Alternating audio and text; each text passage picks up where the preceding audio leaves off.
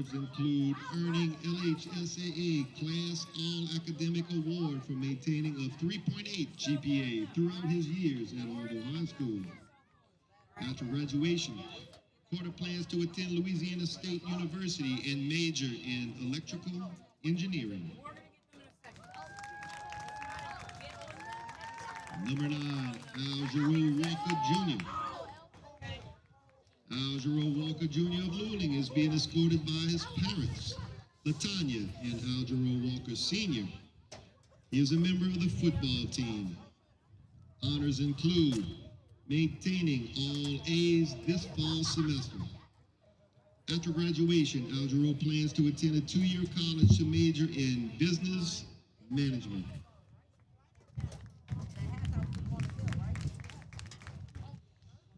Number 10, Bennett Nake. Bennett Nake of Luling is being escorted by his parents, Blaine and Natalie Nake. He is captain of the football team and has been a member of the football and baseball teams for all 4 years. Honors and awards include earning LHSAA All Academic Composite Team for maintaining a 4.0 GPA throughout his years at Hahnville High School.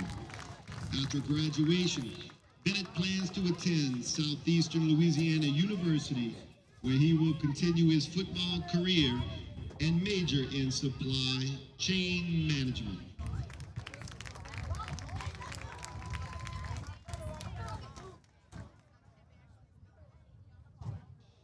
Number 12, Avante Smith. Avante Smith of Hahnville is being escorted by his mother, Rolanda Smith. He is a member of the football and track teams. After graduation, Avante plans to attend a 2-year college.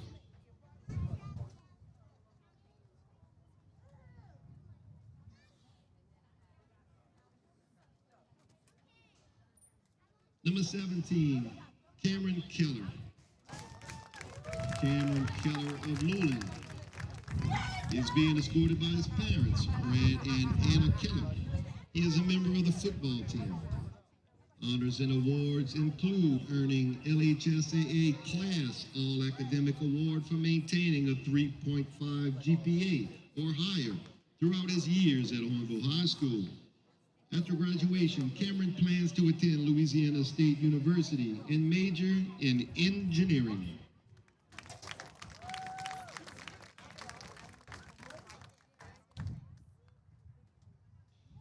Number 21, Savion Weber. Savion Weber of Luling is being escorted by his father, Michael Pierre, and his mother, Kyler Weber. He is a member of the football and track teams. After graduation, Savion plans to attend Southeastern Louisiana University and major in culinary arts.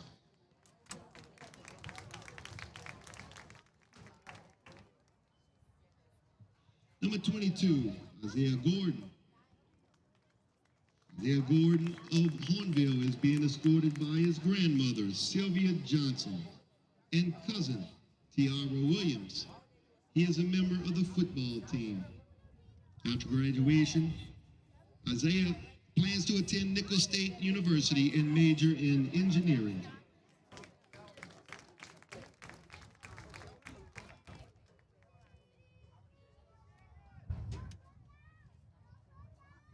Number 32, Chad Stroyewski Jr. Chad Stroyewski Jr. of Bayou Gauche is being escorted by his parents, Brittany and Chad Stroyewski Sr. He is a member of the football team. Honors and awards include cum laude. After graduation, Chad plans to attend University of Louisiana Lafayette and major in petroleum engineering.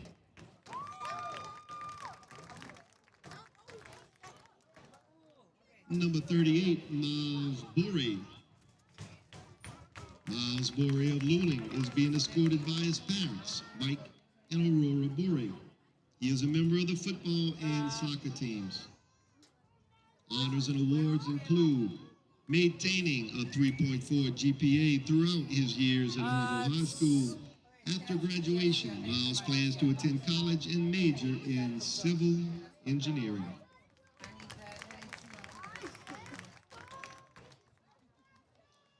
Number 52, Awen Williams. Awen Williams of Parody is being escorted by his parents, Antoine Williams and Kimberly White. He is a member of the football team. After graduation, Awen plans to attend the University of Louisiana Lafayette.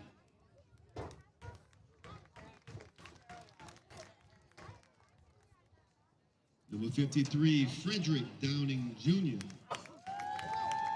Frederick Downing Jr. of Hahnville is being escorted by his parents, Yolanda and Frederick Downing Sr. He is a member of the football and track team all-district junior year and second place District 5A discus. After graduation, Frederick plans to attend Southeastern Louisiana University, where he will continue his football career and major in kinesiology.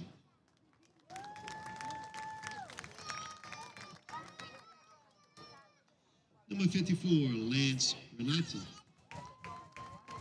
Lance Renatza of Ama is being escorted by his parents, Ronnie and Christelle Renatza. He is a member of the football team. After graduation, Lance plans to attend River Parish Community College to be a process technician.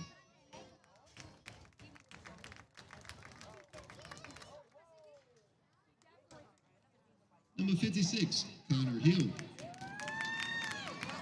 Connor Hill of Booty is being escorted by his mother, Marika Hill, and grandmother, Connie Wilson. He is a member of the football and track teams. After graduation, Connor plans to attend Nicholls State University and major in mass communications.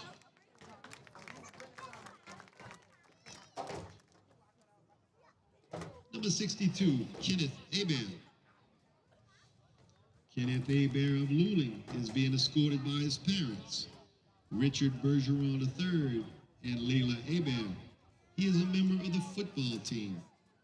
After graduation, Kenneth plans to attend River Parish Community College to be a process technician.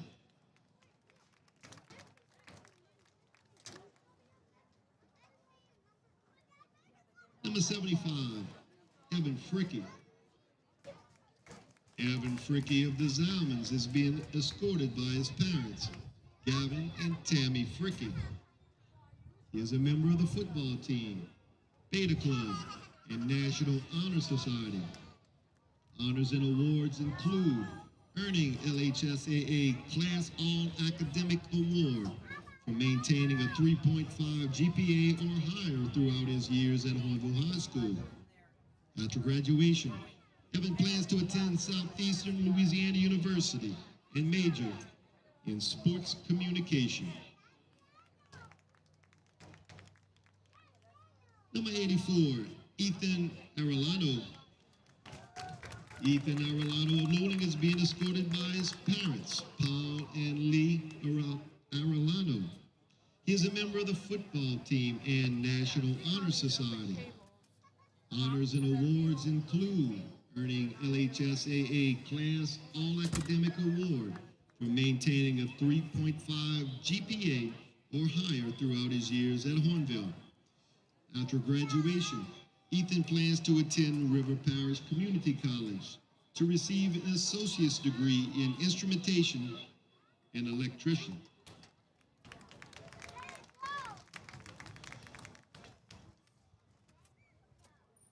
Number 94, Daniel Banks. Daniel Banks of Luling is being escorted by his parents, Joseph and Brittany Banks. He is a member of the football team. After graduation, Daniel plans to attend River Parish Community College to become a plant operator.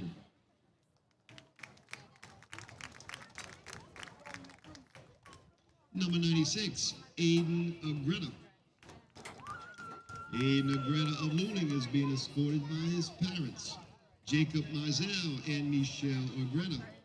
He is a member of the football team. After graduation, Aiden plans to work in the construction field.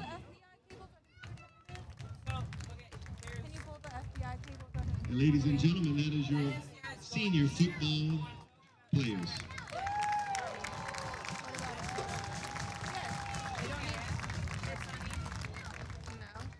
What does the other one say? Does it say SDI out? Oh, yeah, I'm an idiot. Sorry. And now for the sports medicine trainers. Amari Brown. Amari Brown of Booty is being escorted by her parents, Dominic and Trish Brown. She is a member of the Sports Medicine Trainers and Beta Club. Honors and awards include passing 7 certification exams, which include emergency medical responder and customer service and sales. After graduation, Amari plans to attend Xavier University and major in pharmacy. Kashawn Butler. Kashawn Butler of AMA is being escorted by her parents, David Sumlin and Megan Nix. She is a member of the Sports Medicine Trainers. After graduation, Kashawn plans to attend the University of Louisiana Lafayette and major in kinesiology.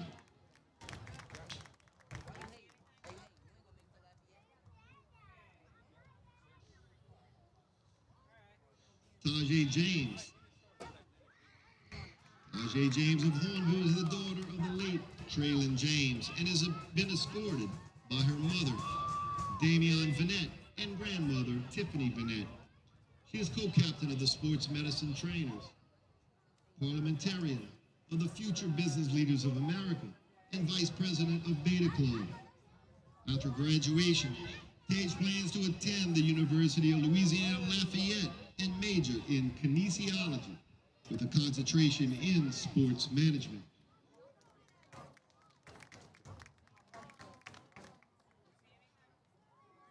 And now, your senior videographer, Noah Archuleta.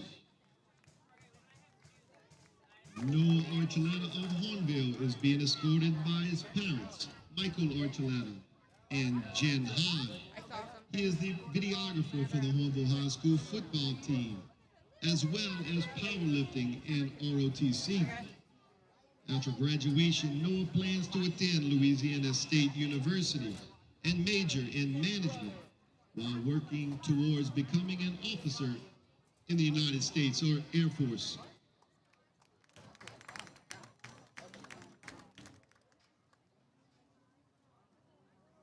And now for your Hahnville High School senior cheerleaders. Michaela Ayuso. Michaela of Luling is being escorted by her parents, Lido and Bethany Ayuso. She is captain of the cheerleaders and a member of student council. Honors and awards include summa cum laude. After graduation, Michaela plans to attend Louisiana State University and major in pre-athletic training. Jada Davis. Jada Davis of Luling is being escorted by her parents, Matthew Davis and Jalissa Rainey. She is co-captain of the cheerleaders and a member of the Interact Club and National Honor Society. Honors and awards include summa cum laude and Dow Academic Award. After graduation, Jada plans to attend the University of Georgia and major in biology.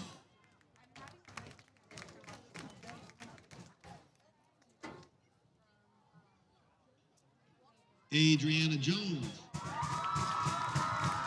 Adriana Luling is being escorted by her parents, Dirk Jones and Nairi Saraparu.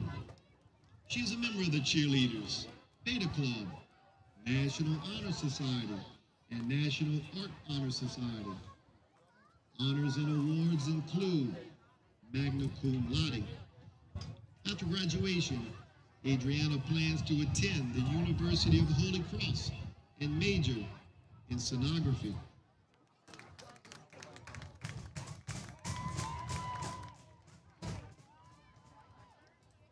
Aubrey Landry. Aubrey Landry of Luling is being escorted by her parents, Jay and Emily Landry. She is a member of the Cheerleaders, Future Business Leaders of America, Student Council, Interact Club, and Chick-fil-A Leadership Academy. Honors and awards include magna cum laude. After graduation, Aubrey plans to attend Southeastern Louisiana University and major in business.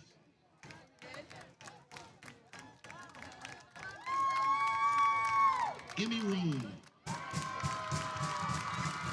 Emmy Rome of Luling is being escorted by her parents, Corey and Brenna Rome.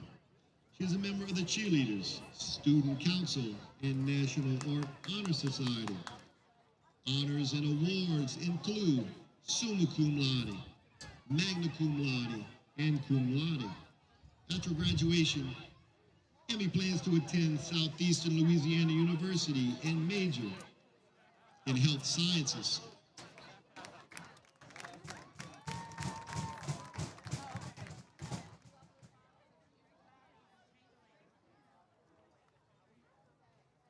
And now your Hahnville High School senior high steppers.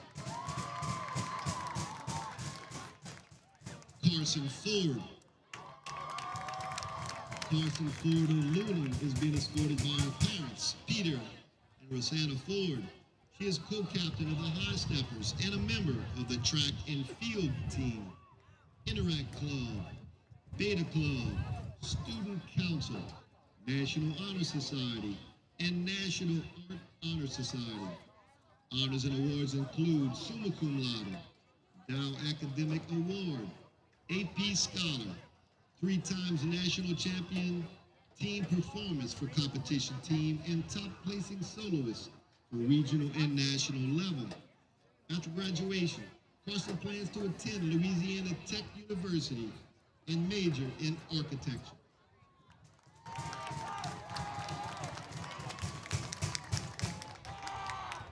Avery Ortling.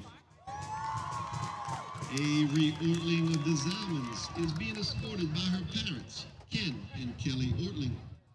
She is captain of the girls' cross-country team and a member of the High Steppers, track team, International Thespian Society, National Honor Society, National Art Honor Society, Beta Club, Student Council, Interact Club, Superintendent's Advisory Committee, and Student Athletic Advisory Committee.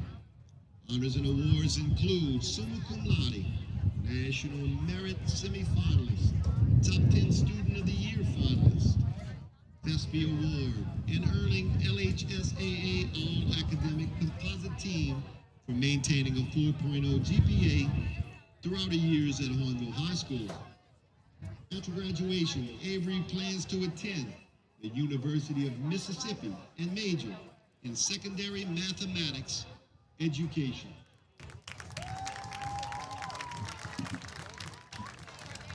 Ashley Perino. Ashley Perino of Luling is being escorted by her parents, Paul and Beth Perino. She is a member of the High Steppers, National Honor Society, and president of Beta Club. Honors and awards include summa cum laude. After graduation, Ashley plans to attend Southeastern Louisiana University and major in health sciences.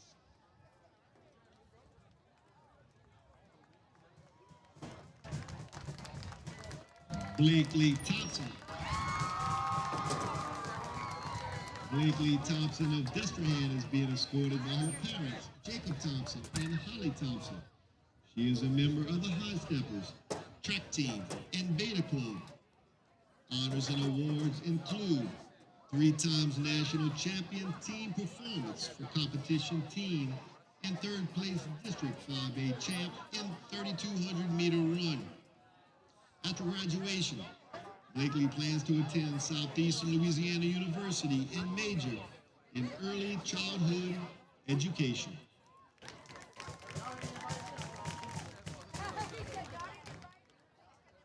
Madison Traxler.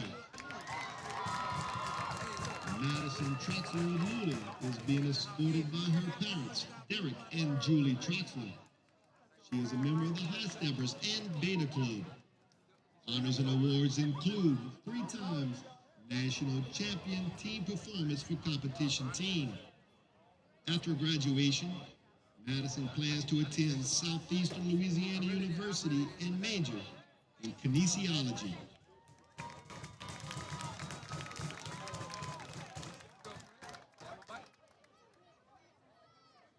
Sarah Waits. Sarah Waits of Luling is being escorted by her parents, Mitch and Stephanie Waits. She is co-captain of the High Steppers and a member of the cross-country team, track team, Beta Club, Interact Club, and National Honor Society. Honors and awards include summa cum laude, top 10 student of the year finalist, 3 times national champion team performance for competition team, and she is a member of the 4x800 relay team who now hold the school record. After graduation, Sarah plans to attend either Southeastern Louisiana University or the Louisiana State University and major in occupational therapy. Ladies and gentlemen and Tiger fans, these are your seniors, 2026.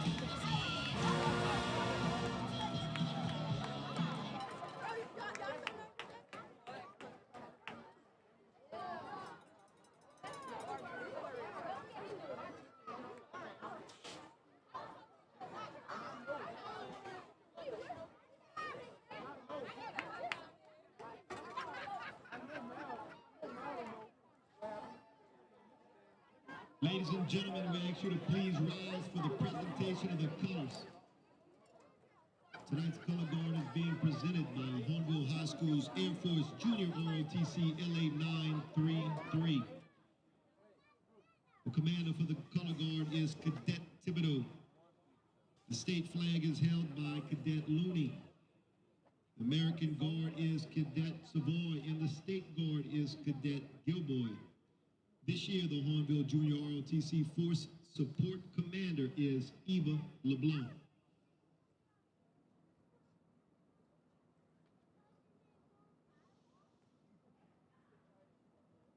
At this time, we please welcome Hahnville cheerleader Abigail Jefferson to lead us in a moment of prayer and reflection prior to tonight's game.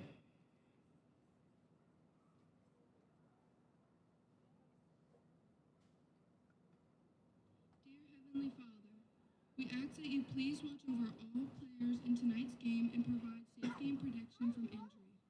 We also ask that you maintain sportsmanship in this competitive and fair game. Please allow for all players to play to the best of their ability and watch over all athletes, spirit teams, and fans as they travel home tonight. In Jesus' name we pray, amen. Ladies and gentlemen, we ask that you remain standing, and gentlemen, please remove your hats for the playing of our national anthem. The national anthem will be performed by the Hahnville High School Fighting Tiger Marching Band.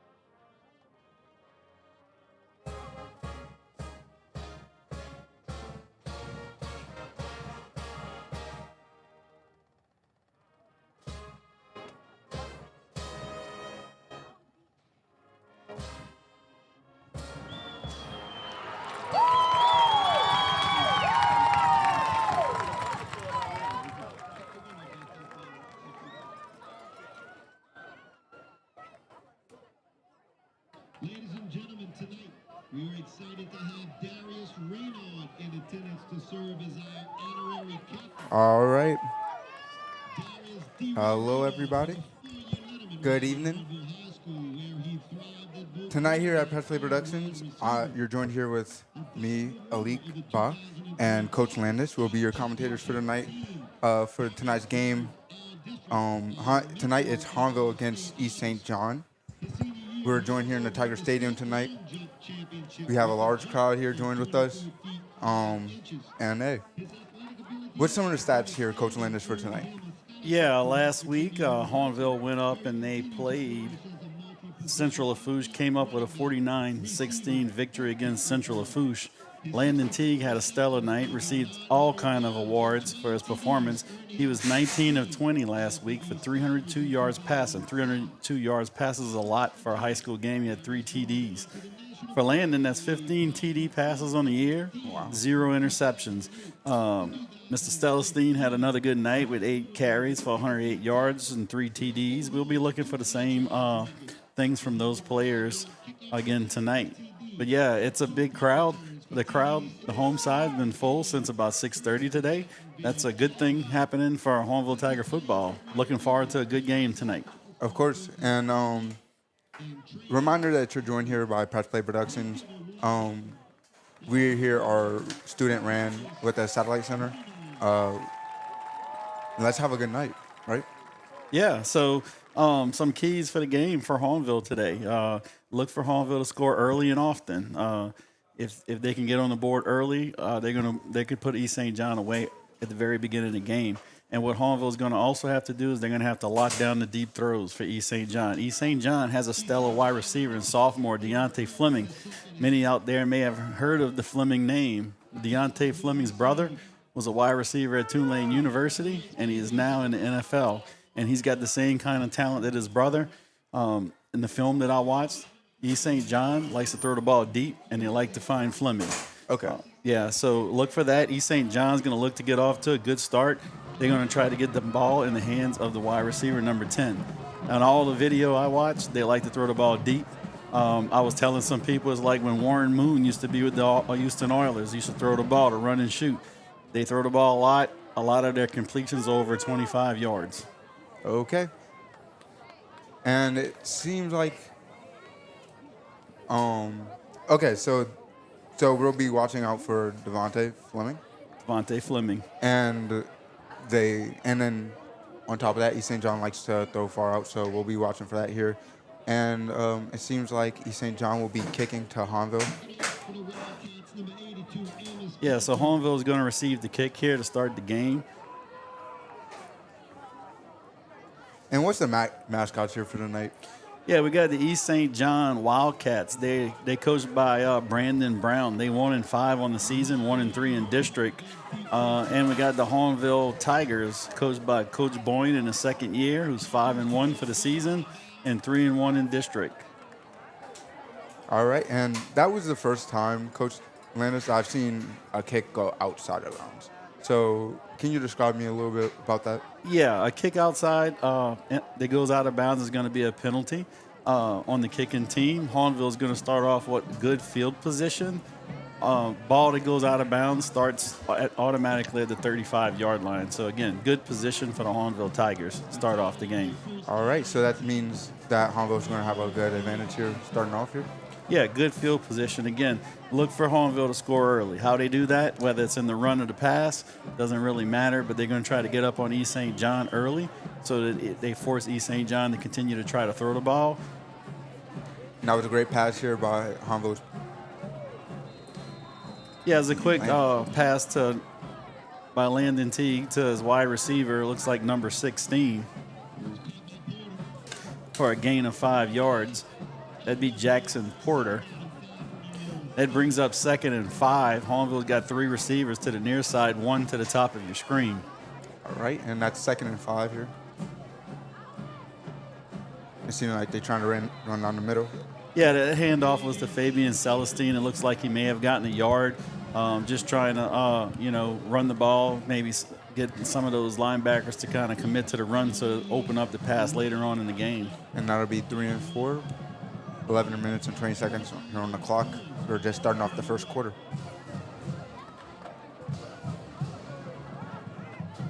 So yeah, there's 3 receivers to the left, 1 to your right for Hahnville.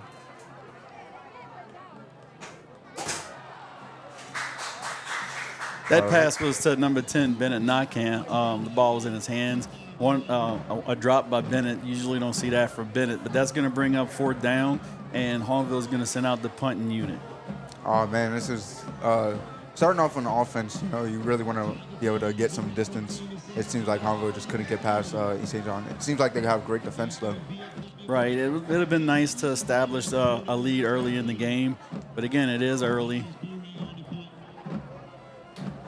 It looks like Hahnville is going to be able to move the ball from what I've seen so far. That's a beautiful punt right there. Here by Miles Bory. Yes. And it was caught here by East St. John's number 10, that is Deontay Fleming, exactly who you said that we would be looking out for. Yeah, we're going to keep looking for Deontay on this possession, see what happens. The quarterback is number 1, Damon Scott. He's a pretty good quarterback as well. And I talked to Coach Boyne this morning, and he said, look out for Dallas Brown. He's a junior running back. Said he's pretty good, but the best player on the field tonight for East St. John is going to be, again, number 10, Deontay Fleming. All right. Here the Tigers get lined up against East St. John. His handoff, and they try to run down the middle here with a gain of seemingly 1 yard. Yeah, that went to number 8, Jarrell Martin, senior running back. Hahnville had that bottled up pretty good for no gain. That's going to bring us down to 2nd and 10. Again, still at the 36-yard line. All right, and can you repeat to us the key plays that we'll be looking out for tonight for Hahnville's side? Yeah, for Hahnville's side on defense, let's look for Leland Khalili, number 34. Last time we were together, he had a big night. And to Deontay Fleming and out by. Yeah,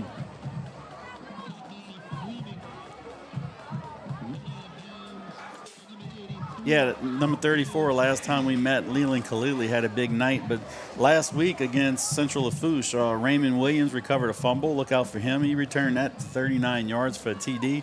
And Chaz Stroyski forced the fumble last week against Central Lafourche. So that's 3 defensive players I would look for on Hahnville to make some things happen. Also, look for whichever cornerback is covering Deontay Fleming. Expect East St. John to throw towards him a lot. We can make some big plays right there. Okay. It's 3rd and 1. All right, the ball is hand off, and it's down with no gain here.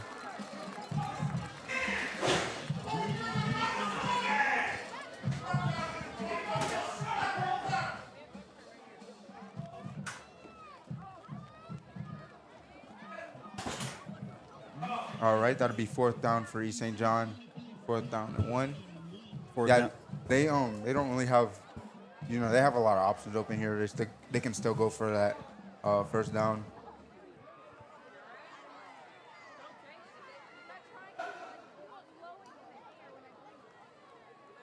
All right, they have 3 receivers to the right, none to the left here. It's quite wide. And they were sacked here. Yeah, that was good pursuit by Hahnville's defense. That's number 0, Raymond Williams, defensive end, senior. Good pursuit right there on 4th and 1. That's going to be turnover. That's going to be turnover on downs for East St. John. Hahnville's going to get the ball in East St. John territory, and that's 9 minutes and 14 seconds left on the clock. That'll put Hahnville right back to where they want to be for 1st quarter here. Yeah, it seems like every time we come out for a new game, the crowd's getting bigger and bigger here for Hahnville. It's really building up that excitement every game, building up that rivalry game. Oh, and it was an incomplete pass here from Landon Teague. Yeah, that was a deep post route being thrown to number 14. Aaron Williams. Aaron Williams broken up by number 10, Deontay Fleming. He's really on them tonight. Yeah, he's going to play both ways. Again, he's probably the best player on their team, so you're going to see him on both sides of the field. You know, you really can't notice him moving sometimes, but he's really just there. Yeah, that actually might have been number 0, Kingston Hatch, a sophomore defensive back. All right. Hahnville's lined up 3 to the right, 1 to the left. And it's down with a gain of 4 yards. Yeah, gain about 7 yards. That's a quick slant route to number 5, Aaron Cavius Singleton, okay? And Cavius Singleton is a wide receiver that Teague looks for often.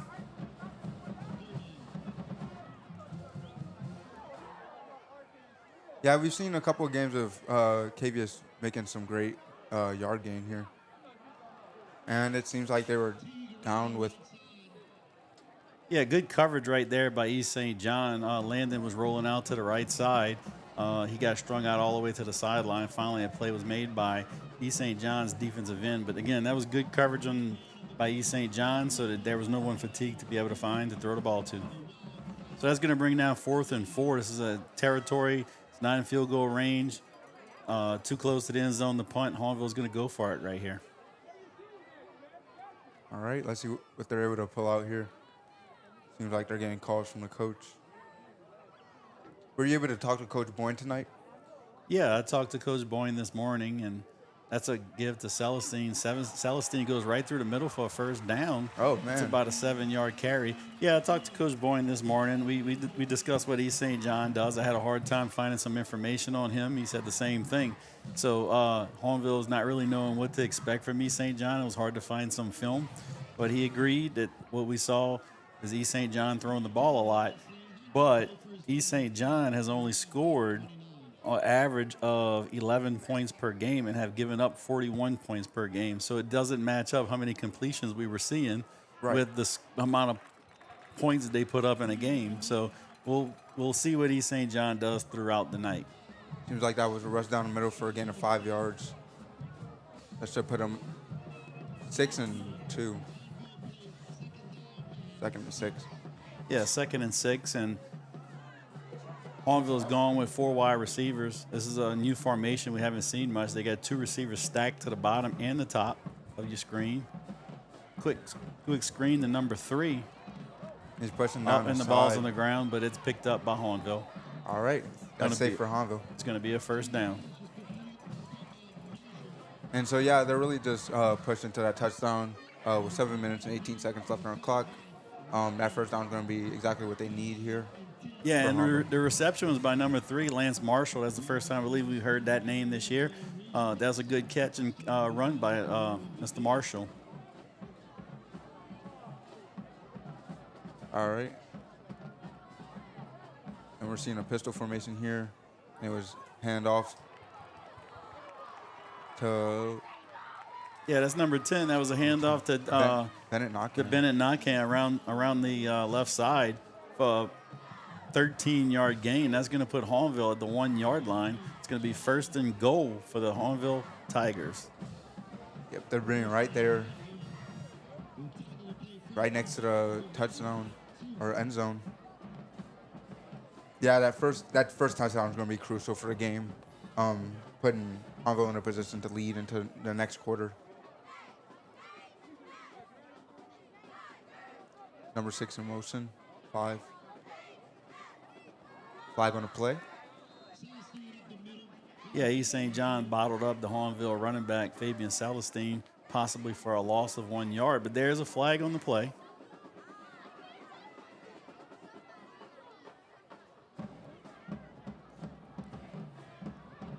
It's a personal foul face mask on East St. John, so it's going to be half the distance to the goal line for Hahnville, and it's going to be first down again for the Hahnville Tigers. Oh, man. Just pushing them so much closer to the end zone. It's really not that much distance, at all. And we have 2 receivers on the right, 1 to the left.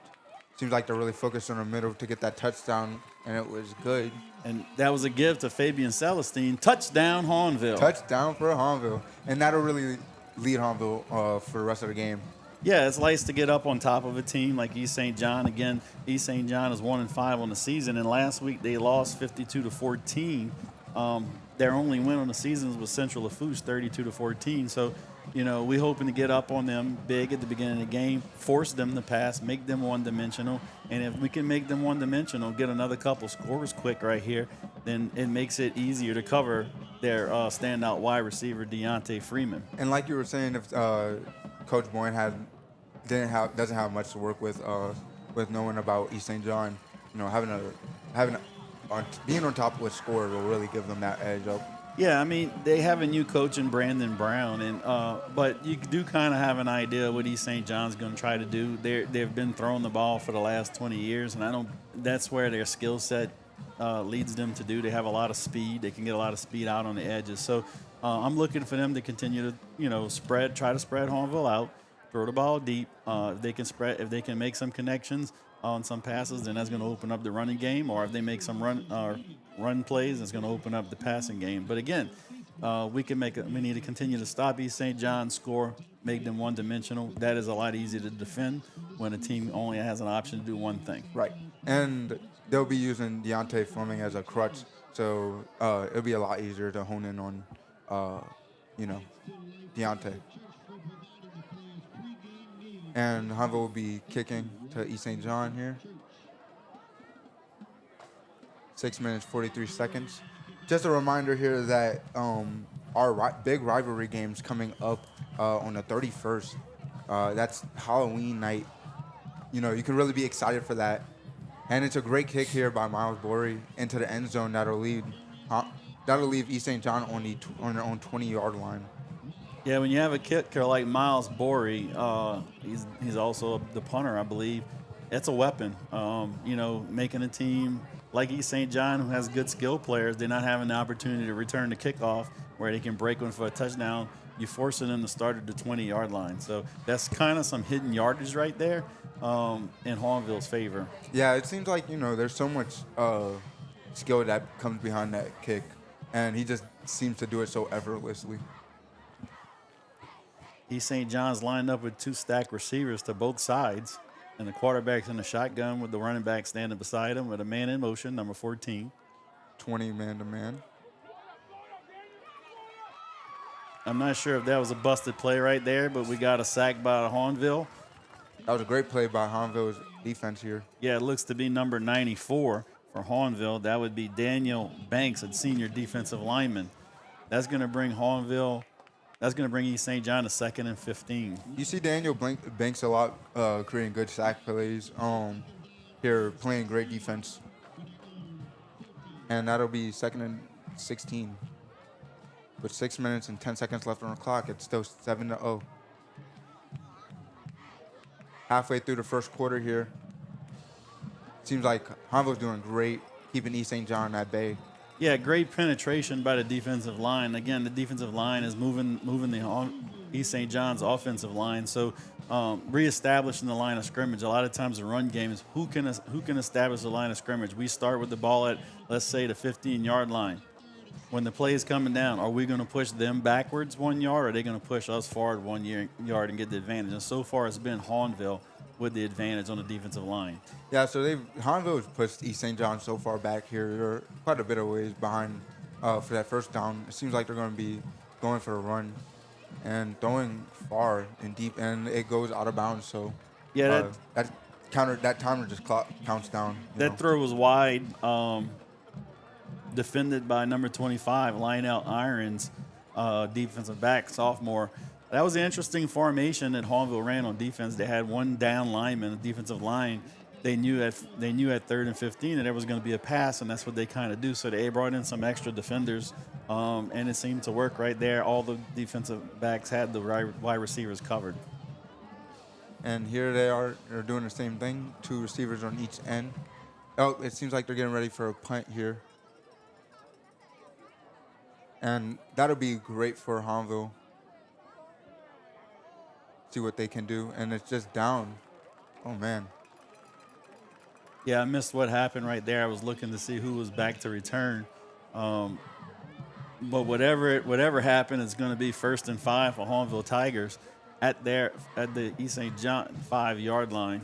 Oh, man. So that gives Hahnville basically an extra touchdown. Let's see what East St. John can do against their defense, but it's looking kind of rough here. I don't know what happened, but their punter group just seemed to not be able to make that punt.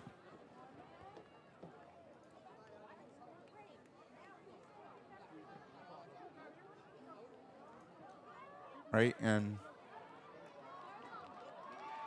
Yeah, the give right there was to number 5, Kieva Singleton on the jet sweep, and he another scores for a touchdown. All right, that's another touchdown, the second touchdown of the game in the first quarter. That'll be 13-0. Let's see what they decide to do, whether they decide to go for the extra point or the 2-point conversion. Probably going to be the extra point kick here.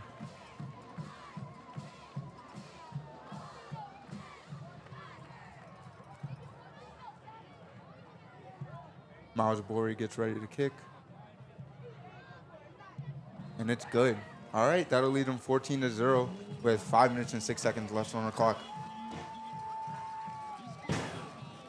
And as we can see here, the crowd is really happy. They're focusing on fireworks here tonight. We've had 3 already launched, and it's really bright for a night out.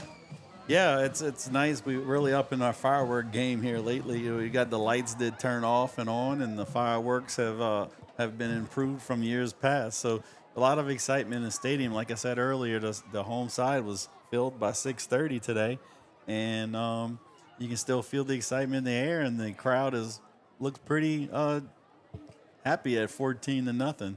Again, Hahnville did what we need them to do: score early and score often. All right, and so that means that Hahnville will be lining up for another kick. Seems like Marlboro's will be taking this one, and East St. John's getting ready to receive. Yeah, we could pay attention here to Hahnville's band. You know, they're really great at building momentum here, getting ready for these big plays.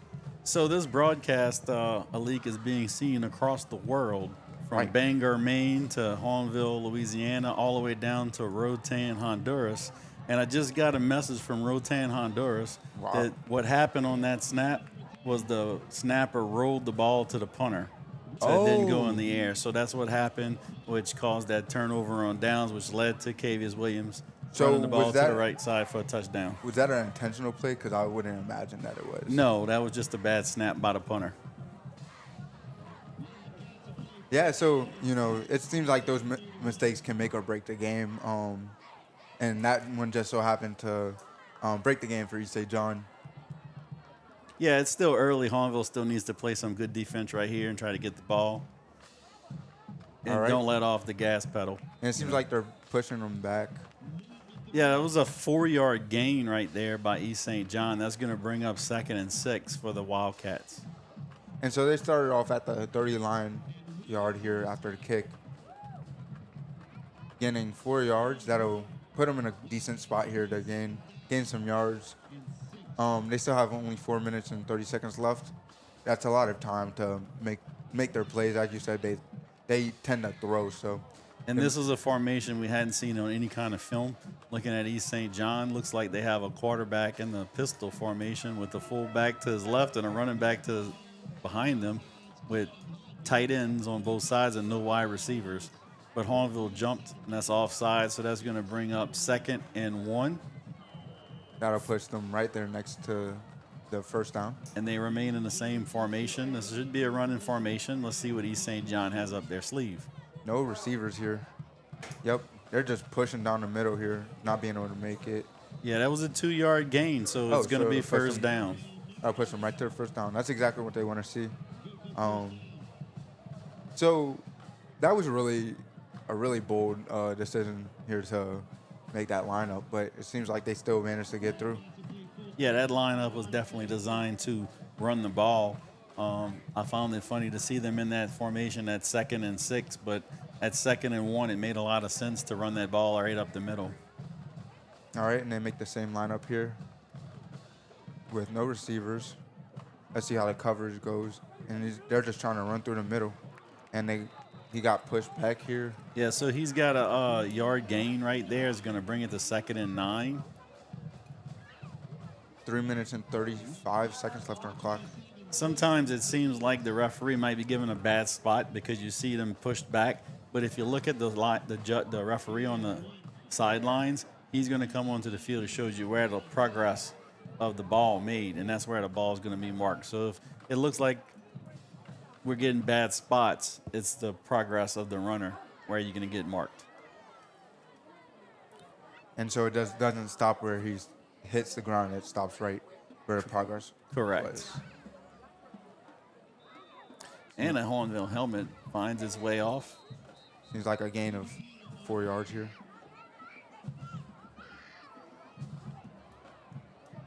Yeah, it looks like a 4-yard gain is going to bring up 3rd and 4. 3 minutes left on the clock, counting down. Here, it's still 14-0. Let's see what they decide to do. It's only 3rd down. They have the decision to run the ball for a little bit of extra yards or possibly a 1st down. All right, it seems like they didn't hand off the ball. Their number 1, Damon Scott here. Yeah, Damon Scott is a quarterback. He's a good athlete. He's a guy to look. They put 3 receivers to the right side and let him run wide to the left side, but it was strung out by a host of Hahnville Tigers for a short game. There's a flag on the play. It was on the back side of the play. And so Damon Scott here, he's a junior quarterback. That's a hold on East St. John, so they're going to back up East St. John for 10 yards. They might put their punter out here for the night. So Damon Scott, that's the first time we've seen him tonight. He's a junior and a quarterback. We might be able to expect to see him a little bit more, make some more plays, since they like to make those bold rush plays. Yeah, I think you're going to see him running the ball. You're going to see him throwing the ball a little bit. He's a quarterback with a good arm. So that's going to push East St. John back. It's going to still be 3rd down, and it's going to be about 14 yards. Hahnville's making a host of changes. They're coming in very light. They're going to be a lot of cornerbacks. It looks like they're going to go to the same defensive front with number 90 being a nose guard, the only person in a down stance. We're still only in the 1st quarter here. Let's see what ended up happening. Yeah, Hahnville has 8 defensive backs. And they're going for a pass, and it was incomplete here. Yeah, the pass was wide. Even with only 3 people rushing, Hahnville had some penetration. Number 90 penetrated right through the middle right there, where the East St. John center basically had to grab his jersey and drag him down, and we got a flag on the play. Oh, man. So that's going to be a holding again on East St. John.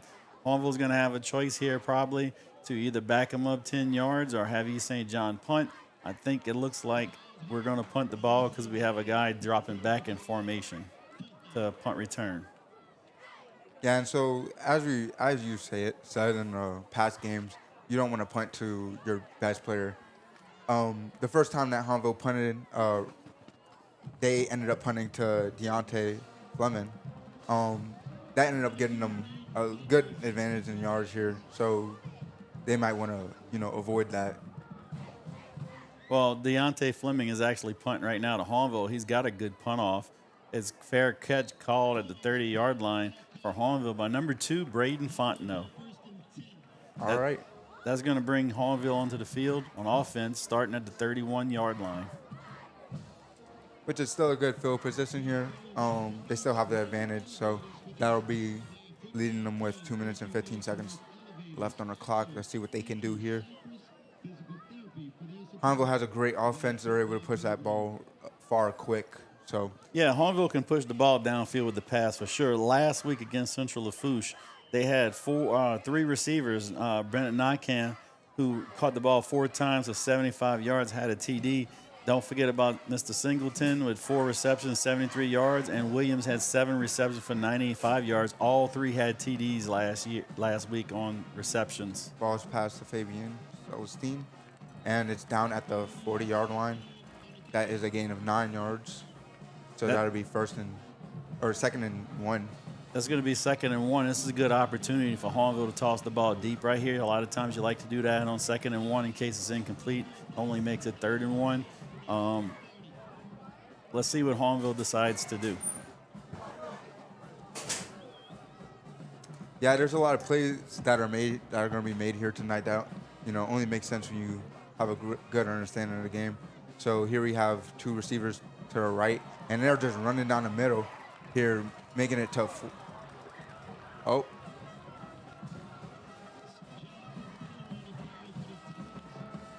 Coach Landis, can you explain to me what happened there? Yeah, that was a give, it looked like, to number 16, right up the middle. That's Jackson Porter, the running back. He's a sophomore. He had a large gain for about 20 yards right there. It's going to bring, it was a draw. It's going to bring it to 1st and 10 from the 40. Jackson Porter's that running back I told you a couple weeks ago. Coach Boyne told me to look out for. He had a big game a couple weeks ago, and that's his first carry for about 20 yards tonight. Wow, it's good. Great debut. And here it was a fast pass that was incomplete. And that was a really great throw, but just wasn't caught. Yeah, pass was high right there to Kavius Singleton. That's unusual for Landon Teague to be high like that. He's usually right on the money. Let's see if he can make some adjustments with his technique and hit the guys on stride. I think he's going to come around. Super fast. I almost missed the ball. All right, here we go. We have, seems like they're deciding what they want to do with the second down. There's 54 seconds left on the clock. It's 14-0. Last minute of the game of the first quarter. Landon Teague throws far. And it's caught, and it's a touchdown. That'll be the third touchdown in the first quarter here. Yeah, it was a long pass right there, 40 yards to Landon Teague. Landon Teague led number 10, Bennett Nakan, who ran a skinny post route down the field. He beat his wide receiver to the inside. Beat his cornerback to the inside, and there was no safety help. Landon put it right there on the money. All Bennett had to do was put his hands out. Ball dropped right in there. He was right in front of his defender, and he just jobbed the ball. And so here we have 47 seconds left on the clock. They're kicking, and it's good. So here we are with 21-0. Yeah, with 1 minute left on the clock for the first quarter, doesn't give East St. John with too much to work with. And there's a big lead here for the first quarter. Yeah, it's still really early in the game, still being the first quarter, but Hahnville is doing exactly what the keys for today's game was to score early and often. So look for Hahnville to keep the foot on the gas right here and try to score a bunch more in the second quarter. Hahnville would like to take this game, I believe, into the half with a big lead, where the starters only have to come out for one possession and he can get some second unit team some opportunity. So let's see what Hahnville does, if they can continue to keep East St. John out the end zone and score a few more times in the second quarters. So again, the first quarter is not over. We still with 47.5 seconds left, and we're lining up the kick, and Borey is going to take the kickoff, number 18. All right, and I just want to make a little teaser here. 38 miles, Borey. I just want to make a little teaser here. We're expecting someone for the second quarter here. Yeah, he's pretty famous. Our guest in the second quarter last week, we had Darain Dunmiles. Today we're probably going to have, let me count, maybe the third most famous person in St. Charles Parish, besides Dr. Ken Ortling and Sheriff Champagne. So that leaves it up to y'all to decide who that might be. If you're watching us live on YouTube on your phone, why don't you go ahead and make a comment? Who's our special guest going to be? Third most famous person in St. Charles Parish. All right, it seems like 47 seconds left on the clock. That might give East St. John enough time to establish some ground. But it was a bad snap, it seems. And it seems like Hahnville was able to pick it up here. Yeah, bad snap by the center. Went through the quarterback's legs. The quarterback being number 1, Damon Scott. It went through his legs as he was going back there. He tried to pick it up. Probably best thing to do in that kind of situation, just fall on it. He kept fumbling it into the end zone, and the ball was picked up by a Hahnville Tiger for a touchdown. And that's a crazy play right there. I never would have thought I would have seen that here tonight, but you don't know what you're going to see with Hahnville football. Yeah, so far lots of mistakes by East St. John, but then Hahnville is doing what they have to do. They have to capitalize on that mistake. You've seen the punt snap they rolled and the fumble through The quarterback's legs, which just resulted in a touchdown, and the extra point is good. So it's 28-0 now in the first quarter with 39 seconds left to go. And, Hahnville, their Tigers are great, They're quick to react. And so, as you've seen there, instead of freezing up, they went for that ball and then pulled it right into the end zone for that extra touchdown. But, yeah, we had here at Press Play Productions, we allow not only students, but other students, who don't particularly know much about filming, live streaming, broadcasting, to come out here tonight, and we allow them to gain experience. Coach Landis, you've seen some new people who've came here tonight, people who broadcast, who film. You see a big smile on their face. What's your idea of that? Yeah, it's been fantastic again to work with you guys, to see you guys learn. And what I see here is people learning how to do the camera. Y'all got some new equipment out here. You may have heard some little technical difficulties at the very beginning, and you guys that got that all worked out, and that just shows the professionalism that you guys have as students to be able to troubleshoot. And so far, we've had a smooth broadcast from this point. Let's not forget their teachers. We have Miss Jordan Dolphin and her husband, who does a lot to help us with the broadcast. Yeah, I can't ever forget the teachers who are able to pick me up when I make mistakes, who are able to lead us out here tonight to create a great broadcast for all of you viewers to watch. Yeah, so that's Mason Dolphin in the back over there that's been really an engineer to help us out with getting everything working well. He's been doing a fantastic job. And it seems like that was an incomplete pass here for East St. John, leading them 2nd and 10. But yeah, I can't every time I'm out here, I'm a little worried. I always have my crew and my teachers to pick me up here. Yeah, that's the whole role of a teacher, right? It's one of our mottos here. What's our motto in St. Charles Parish? In the school system is learning for life, right? Yes. You and we are St. Charles Parish, and we're out here as teachers to help you guys learn and develop and be successful people in our community, and being able to broadcast this. I have a friend right now who's unable to come to the game. He's dealing with a few health issues. Mr. Marshall Candies, he's getting to hear. Oh man, we just watched a sack here. Seems like they had a loss of 5 yards. But we got people like that in the community who's counting on you guys to bring that TV lot or the broadcast live to them. And we will be broadcasting the rivalry game of our swimming team tomorrow. Make sure to watch out for that around 10 o'clock. I can't wait. I'll be there too. Yeah. And before we go to halftime, I just want Mr. Marshall to know that his daughter, Gwendolyn Candies, gave me permission to shout him out on TV today. So I hope you're doing well, Mr. Marshall. I hope you're enjoying the broadcast tonight. All right, shout out to you, Mr. Marshall. And that leaves the quarter. That ends the quarter with 28-0. What's your ideas on that first quarter? Yeah, Hahnville, again, came out and did what they need to do. They need to score early and often, and they did that. They put 28 points up on the board and kept East St. John scoreless. I'm going to look for Hahnville's defense to come out and continue to do the same thing. I think the first team unit would like to throw a shutout. Hahnville beat Central Lafourche last week 49-16, but the first team, they threw a shutout. 16 points Central Lafourche scored was on Hahnville's second unit. I think Hahnville would like to see that happen again, where the first unit can throw a shutout and get some of those second unit guys into the game, get some experience, because you never know in high school football what kind of injuries you're going to sustain, and you like to get those number twos some opportunity, because somebody gets hurt, it's going to be next man up. Right, and you always want people, your younger people to gain experience, to have some play time for their future year.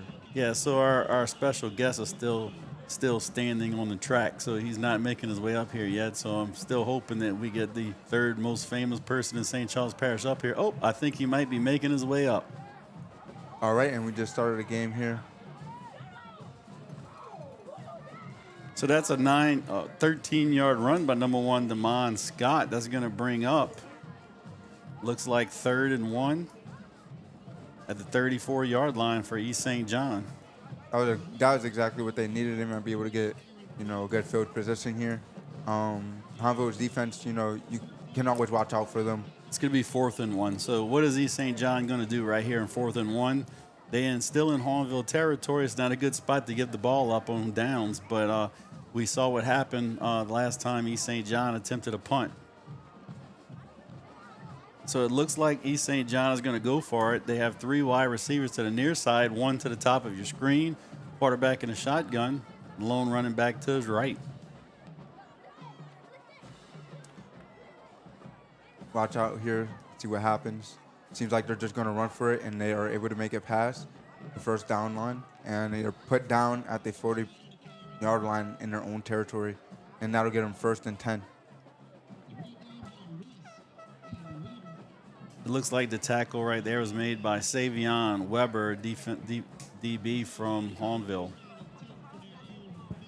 Great defense, they might not have been able to quickly attach one to East St. John here, but they were quick to still get that block and get the tackle down.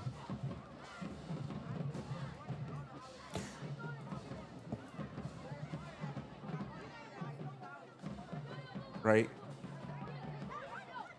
And a great sack here. Oh, it seems like he's being pushed back.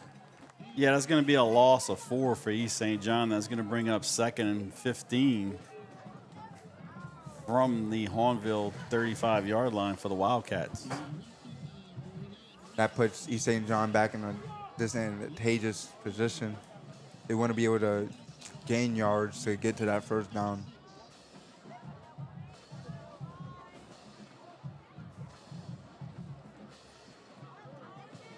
All right, they line up back here with 10 minutes and 30 seconds left on the clock.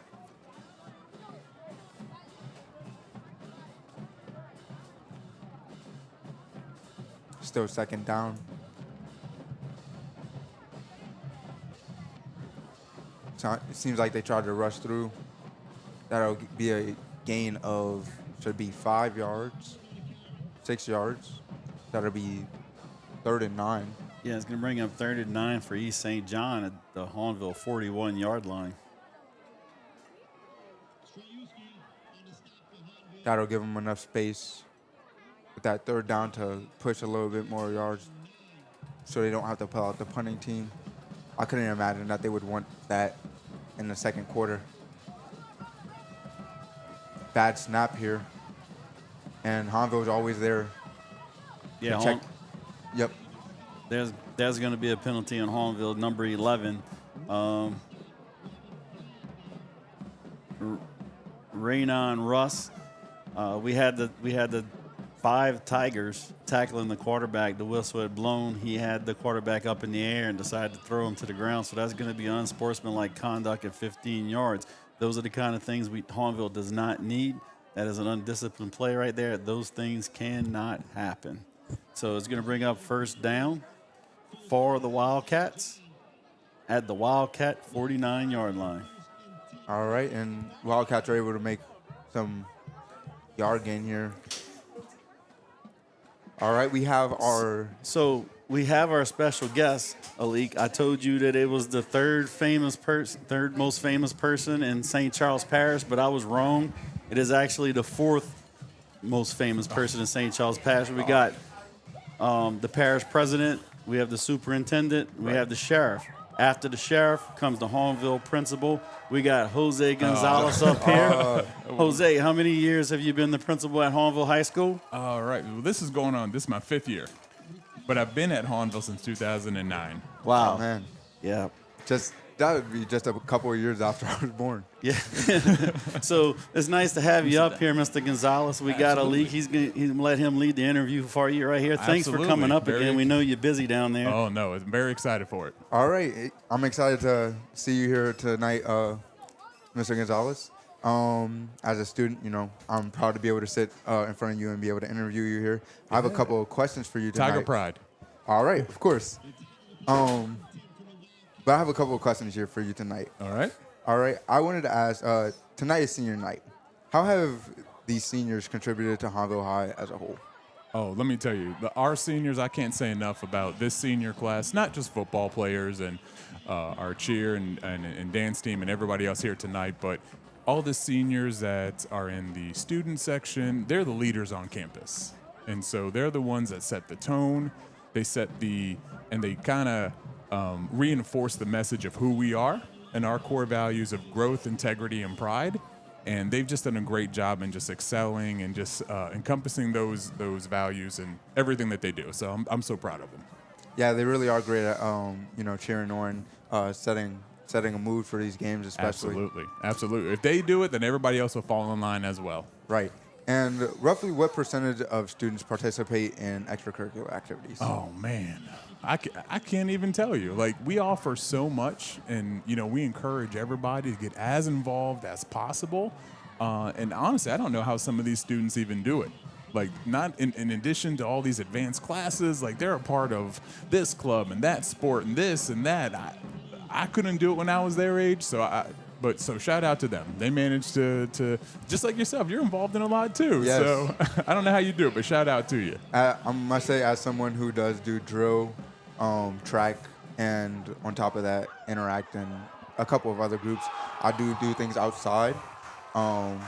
Let's hold for a second. That was a long pass right there by Landon Teague. He hit number 10, Bennett Nykamp, down the field. That's going to stop at the 2-yard line. There are some flags in the play, so let's continue with our interview and see what happens. All right.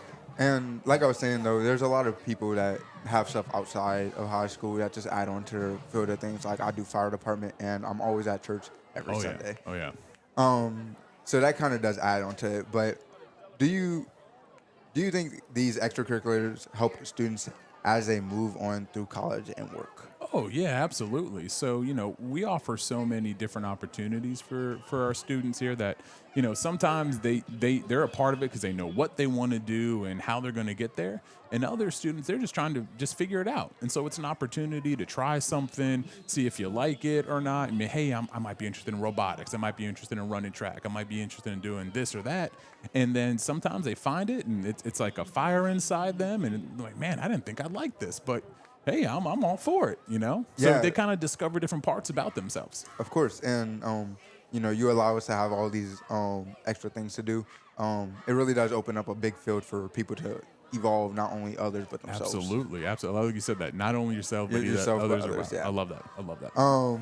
Okay, so for Hahnville football has seemed to turn the corner with Coach Boyne hire. With the Coach Boyne hire. Right. What did you see in Coach Boyne? Just prior to, Coach Boyne has always had a reputation of just accountability and someone that values accountability and discipline and teamwork. And, coming in, he had a very clear vision about, what he wanted from his program and where he wanted them to be. And just everybody had their role in there. And he knew he had an idea about how they were going to get there together, and it's really been an inspiring thing to see. It's a really exciting time for Hahnville football. All right, and as you said, just to add on to that, the biggest thing with high school is that teamwork, and with football, it just enhances. Absolutely. The tonight, right? Oh yeah, Just absolutely. really seeing teamwork. Well, they're definitely playing as a unit tonight. Let's Especially go with down to the field for a minute, Leak. We'll finish this interview in a second. Hahnville's at the 3-yard line. Here we go. Let's see what happens right here if Hahnville can push it in for a score. It gives a Fabian Celestine. Again, it's a touchdown. All right. Fabian Celestine. There we go. Go Tigers. All right. Great touchdown here by Fabian Celestine. That should push the score to 34 with 7 minutes and 28 seconds left on the clock. 34-0. All right, and it seems like they're going to get lined up for the kick.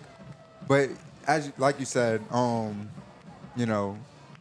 it's teamwork not only between the football team, but the band, Oh, absolutely. the cheerleaders, high steppers, and everybody else who comes out with robotics and all the other spirit teams. Absolutely. So not only a team on the field, but everybody else in the stand that's here to support and showcase this pride. Like, it really is a collective effort. So shout out to all them too. Right. Okay, one last question here for right. you. How has the football team's success contribute to the overall climate of the school? Oh man, it's been great, you know. So of course, you know, everyone's excited when you're winning, and you know Right. you're out here, you know, doing a great job. But you know, Coach Boyne and the team has really done a great job of just connecting to other groups and in the community, whether it's through like mentoring or service projects or whatever have you. And so that just kind of gives us the feeling. The students have the feeling that they're a part of something bigger. And Right. so that kind of gives them that unity that, yeah, I might not be playing on the field, but I am here and I'm a part of this. So Right. we are the purple and gold. And so it's been great to see. All right, and you Yeah. know, as you said, being able to go to school, have a great team, it really does enhance, you know, how everybody feels at school, you know, the mood. But it also encompasses that Tiger pride that you always preach about in the Tiger morning. pride, yes. And as a student, as who's also a senior here tonight, I've been through here through the years, and I definitely agree with all the morals and all the codes that we abide by, because it just makes the experience so much better. Yeah, I love it. I love to hear it, man. Yeah, Mr. Gonzalez, just piggybacking on what he said about the school culture, you know, as you know, I've been at Destrehan for a long time, and I'm a graduate of Hahnville High School. There you and go. It's kind of hard to pull for Hahnville when you're over there coaching football at Right, Destrehan. right. So this has been a great opportunity for me to come here in the booth, get to support my alma mater. And, you know, I was here in the 90s when we won some state championships, and, you know, the stadium was filled earlier. And we've been talking about, you know, how the football team goes, usually the school goes, and also the community. Because, right. you know, Oh yeah, they're out there for sure. Today Packed the house. stadium was packed at 6:30, where they didn't have a whole lot of seating left here, Right. and I think that's great. So that contributes that Right. you know, we got you to thank for that, and Coach Boyne, and you know, keeping Right. Hahnville, you know, the pride alive, and love that. you know, the community really appreciates it, and you know, a lot of people starting to hear us on the TV, and you know, I get asked about Hahnville football, and you know, and I tell them it's all about the administration running it. We got good coaches and stuff like that, and how important they feel that they are to the community. They want the 100%, community to be yes. as involved. You know, I tell them all the time, don't just listen to us at home. Right. Come to the stadium. Yeah, absolutely. Get the YouTube feed on your phone. Put it in your in your ears, on your earbuds. But we Right. don't want you watching there. We want you watching the game here, Absolutely. listening to us here. Absolutely. Supporting all these kids. Put that purple and gold on and come on out. Love Yeah. it. But I got to shout them out. Even in years that we struggle, they've always come out. Like the stadium has always been a packed house, and you know we always have that Tiger pride. But it's just great to see it just so lively as it is. Well, thank you, Mr. Gonzalez, for coming Absolutely, up. I absolutely. appreciate you taking our invitation. It's great to have you I up love it, here. I love it. Anytime you want to come up, you're welcome. I might just take you up on that one. yeah, of these days. anytime you want. Thank you all. Appreciate All it. right, have a good night. All right, with 6 minutes and 32 seconds left in the game, in the half, we have Hahnville up 35-0. East St. John with the ball. Quick slant to number 10, their go-to receiver, Deontay Freeman. That's going to bring up a first down for East St. John.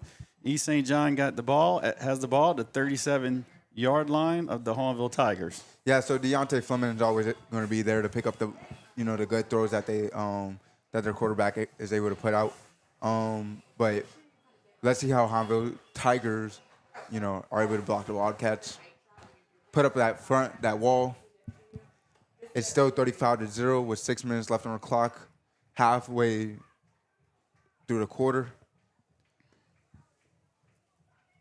First and 10 here for East St. John. All right, we're watching our quarterback just make a run, a flag on a play. Yeah, big run by number 1. There was no wide receivers open, so Damon Scott had to take the ball. Big gain, 20 yards, but there is a flag on the field. It's in the vicinity of holding. Yes, it is a hold on the East St. John. That's going to bring it all the way back. I'm sure Coach Boyne's going to accept that penalty. It's going to probably be 1st and 20. All right, it was great it's a great bringing out guests tonight. Being able to show the pride of the school and the district, or St. Charles Parish. There's so many people out here tonight that love to be out here for the games, love to watch them, and just want to show that support, you know, on the broadcast with us. Yeah, a lot of the people out here tonight, they have kids on the team or grandkids on the team, but also a lot of people in the stands tonight also are just here to support Hahnville. They've been lifelong residents of the West Bank of St. Charles Parish for 50, 60, 70 years. And, Hahnville means a lot to them, and they're here to support any Hahnville Tiger that steps on that field. And that's the great thing about this community. Of course, and that was a great rush here by, I believe, Deontay Fleming. That'll leave them 2nd and 13.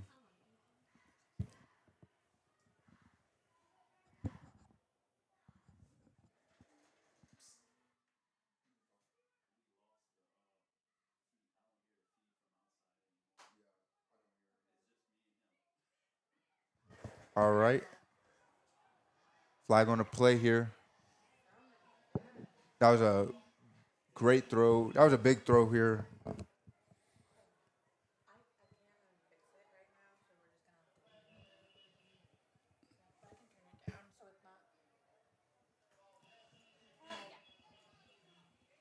All right, and it seems to be on Hahnville's side here, pushing them to first down. Yeah, so it's going to be 1st and 10 for East St. John at the Hahnville 49-yard line with 4 minutes and 42 seconds left remaining in the second quarter. Yeah, so, East St. John's being pushed against the corner here.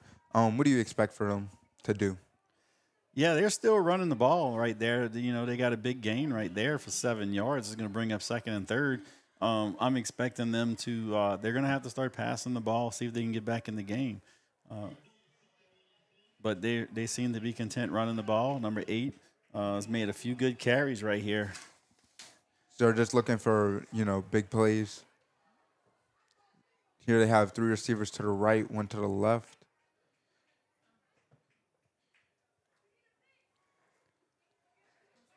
And it's an incomplete pass here.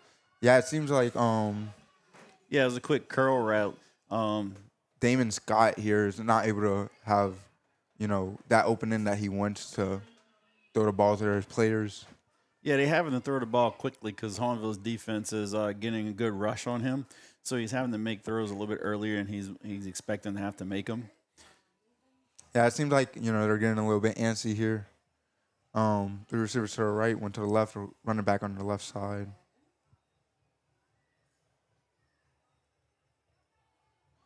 Let's give number 8 good job by the defensive line. Number 8 is brought down by number 90 of the Hahnville Tigers. That's Bo Woods. It's a junior defensive lineman. And it's a loss of 1 yard. That'll be 4th and 5. It seems like their punting unit might come out. It's 4th and 5 now for East St. John at the Hahnville 46-yard line. The East St. John 46-yard line. 3 minutes and 30 seconds left on the clock. They're really pushing it here. See what they can do with this time left. And it seems like they're going for it. A flag on the play. Probably offsides. Yeah, it looks like it's going to be on East St. John. The first indication was pointed that way. Looks like it's going to be a false start by East St. John. That's going to bring them to 4th and 10. All right, and that might be what pushes them to go to their punt unit. Or they might just make a big play and want to reach that end zone. Yeah, wholesale changes coming on the field for East St. John. Looks like they're going to go into a punt formation. Let's see if they can get the snap off. You might expect Hahnville to maybe try to rush right now, see if they can put some pressure on the center. But there's not a whole lot of people on the line, so it looks like Hahnville's just going to play it safe. They got a lot of DBs in there in case there's a fake punt. Snap is high, picked up by number 10. Great catch by number 10 on the snap. And caught at the 20-yard line, 25. Yeah, fair catch again. Received at about the 20-yard line.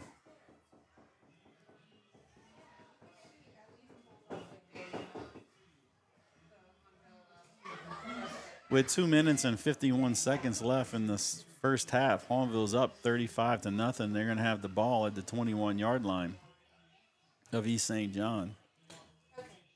That'll push Hahnville with a little bit more advantage. And so, with us being able to bring out more people, sub more people in, bring out that team too. Well, that's a run by Celestine. Celestine's to the right. He's to the 50-yard line. That was a great play here for a gain of, should be 32 yards. Yeah. That's a great gain. It's a great game by Celestine. Celestine's a good back for Hahnville. Last week against Central Lafourche, he had 8 carries for 108 yards. He had 3 TDs. He has 15 TDs for the year. Wow. So, it's going to be 1st and 10. Oh, there's a flag. It looks like it's going back. Probably a hold on Hahnville. Yep, that's the call. Hold on Hahnville. It's going to bring us back 10 yards. We're still going to play first down, and it's going to be 1st and 10 for Hahnville Tigers. Just at the 20-yard line.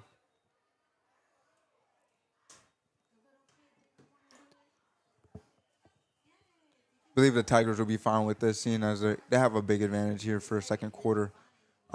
They still have half the game left.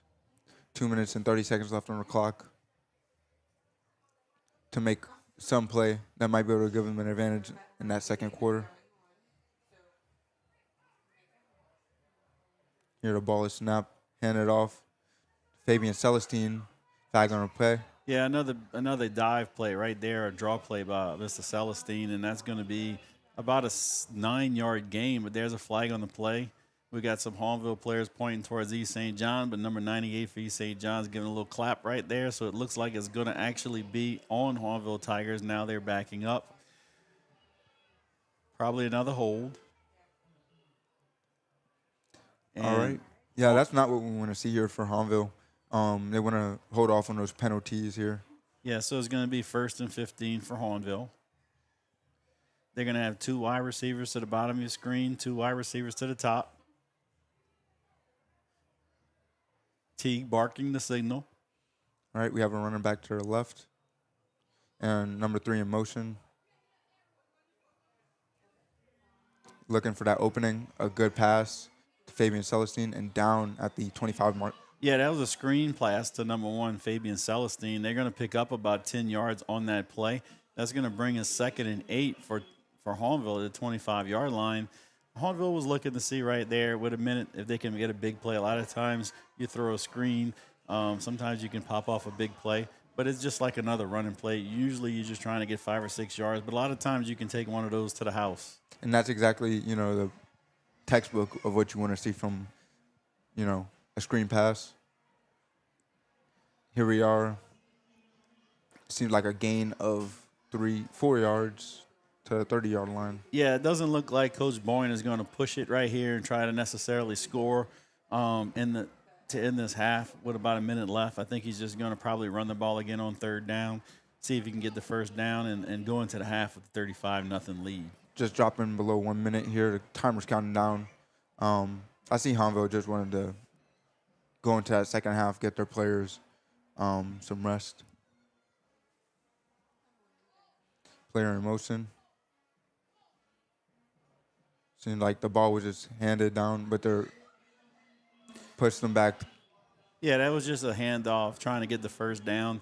It's 4th and 1 right now, and there's 28 seconds left on the clock, and the play clock has 35. So Hahnville's just going to let this wind down.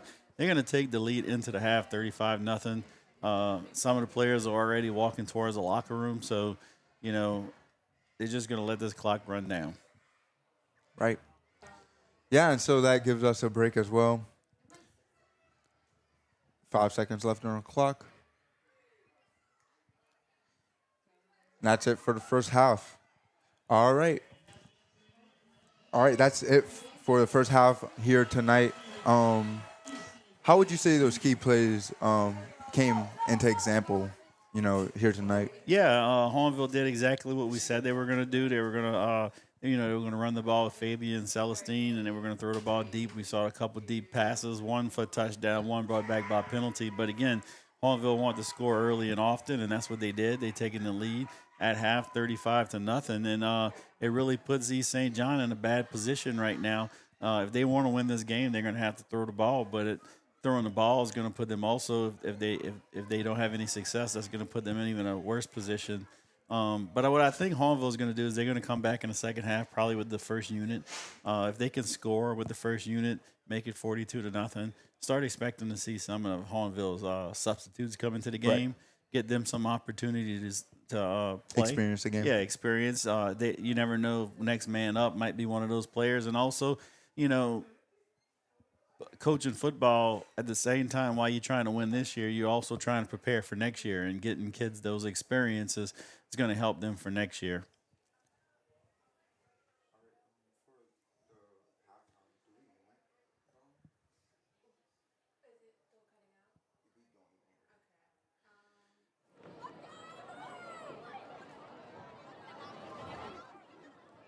All right, and so that'll be it for the first half with Press Play Productions. Thank y'all so much for coming out. We'll be right back with you to continue the second half.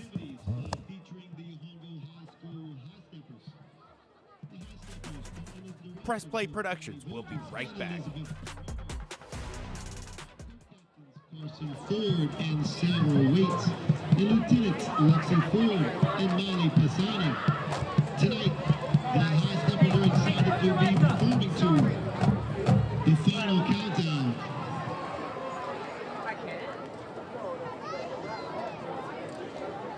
Yeah, I like going for like maybe a 5-minute break.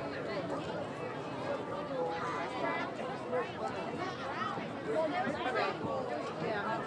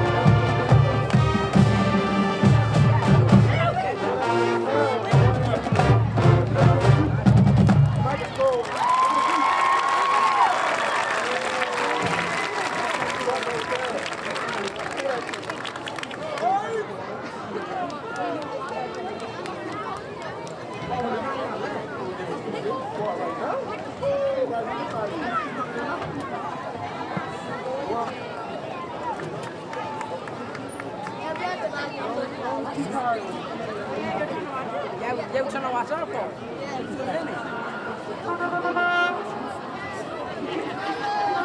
To continue with tonight's halftime activities, the Tiger Marching Band presents selections from their 2025 competition show, Full Throttle.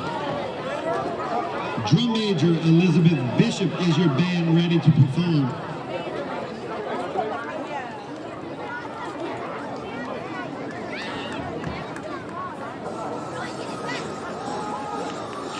Hahnville High School Tiger Band, you may take the field for your performance.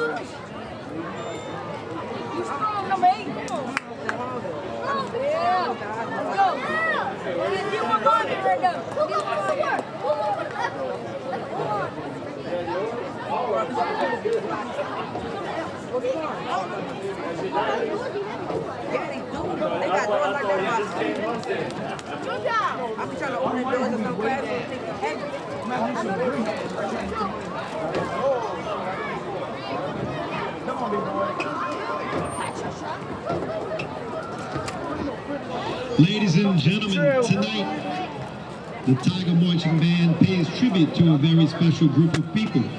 These young ladies and gentlemen have given years of dedicated service to the Hahnville Band, and we are proud to recognize them this evening. Elizabeth Bishop, Jillian Pazes, Riley Shapoche, Xander Childs, Haley Kate Doucette, Aiden Evans, Haley Gatewood, Corbin Guckenberg, Eva LeBlanc, Lauren Looney, Cooper Mathern, Mackenzie Munier, Alyssa Rivers, Kayla Thornton, and Craig White. Ladies and gentlemen, please give a warm round of applause for the band seniors from the class of 2026.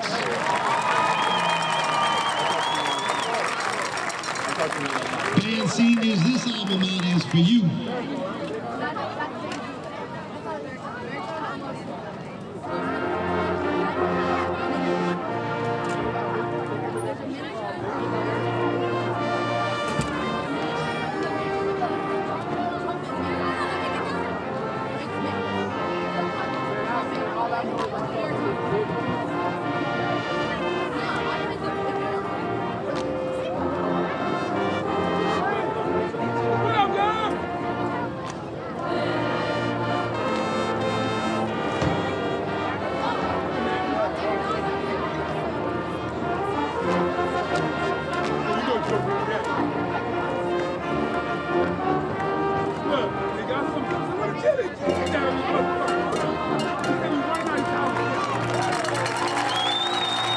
Congratulations, seniors.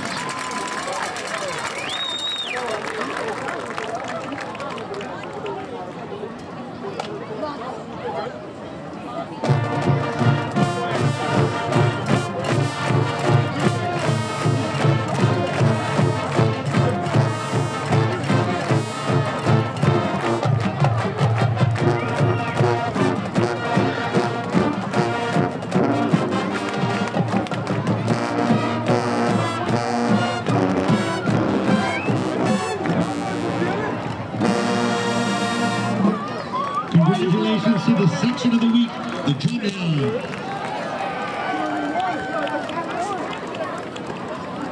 The High Steppers would like to thank their top sponsors: AM/PM, Associated Terminals Turn Services, Birdie's Food and Fuel, Boudreaux Collision Center, Ryan Subaru, CCA River Parishes, Craig's Jacqueline, Cyclone BJJ and Combatives, Dance Unlimited of Parody, Farm Bureau, St. Charles Parish, Hamel Construction LLC, H. Worth Elevator Service, KB Seniors, Legacy Environmental, Louis Wrecker Service Incorporated, Lloyd J. Bourgeois, Injury and Accident Lawyer, Pittail Contracting Services LLC, Precision Roofing and Construction, Simon's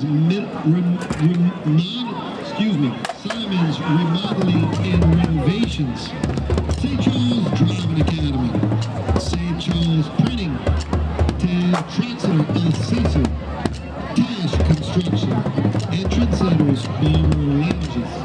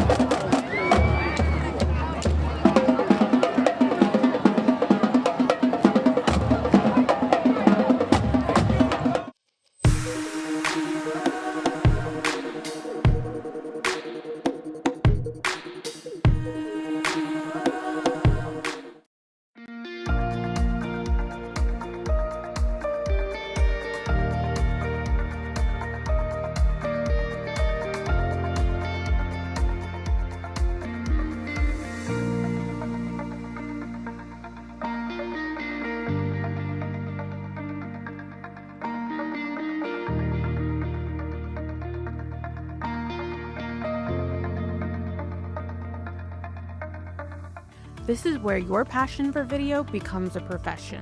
At the Satellite Center's Advanced TV Broadcasting course, you'll develop skills in multi-camera production, editing, lighting, and audio. Get hands-on experience, become certified in Adobe editing program, and produce professional projects for real clients. The best part? You'll have opportunities to get paid to work live productions across the school district. Talk to your counselor to learn more about how you can join Advanced TV Broadcasting at the Satellite Center. Since 1955, United Way of St. Charles has been here, serving our neighbors, supporting our families, and strengthening our community. St. Charles Parish is a place many of us are proud to call home. We're blessed with strong industry, thriving businesses, and a spirit of connection that runs deep. But behind the beauty of our parish, many of our neighbors are facing silent, often invisible struggles. Today, 43% of households in St. Charles Parish can't afford the basic cost of living. In Norco, that number rises to 51%. These aren't just statistics. These are our neighbors, our coworkers, our friends. They're retired individuals and those who have lost their jobs, now living with no food security. They are children who desperately need someone to advocate for them. There are mental health challenges quietly destroying families, and there are children who rely on our services just to have enough food at home. At United Way of St. Charles, we work to meet these needs head on, focusing on health, education, and basic needs. We create programs and partnerships that give people a chance to build stability, regain dignity, and take their next steps forward. We don't just give handouts, we build people up. We help them to help themselves. And we do it with care that stays close to home. Every United Way is independent, guided by a local board of directors, made up of people who live and work right here in our parish. And 100% of your donation stays in St. Charles Parish unless you wish to give elsewhere. When you give to the United Way of St. Charles, you're not just giving. You're standing beside a neighbor who's struggling. You're making sure a child is fed. You're helping a family find hope. Whether you live or work in St. Charles Parish, this is your community and your United Way. Let's live united.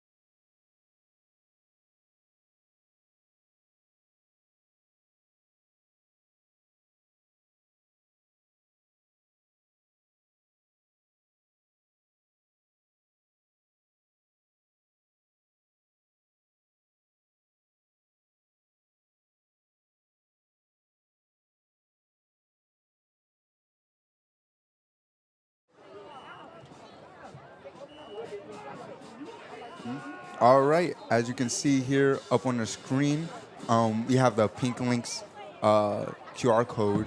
To your left, we have the West Bank. To your right, we have the East Bank. And I'm going to give you a little update here. So the West Bank is winning the competition here with 2,500, and the East Bank has 1,800. This is all to support breast cancer.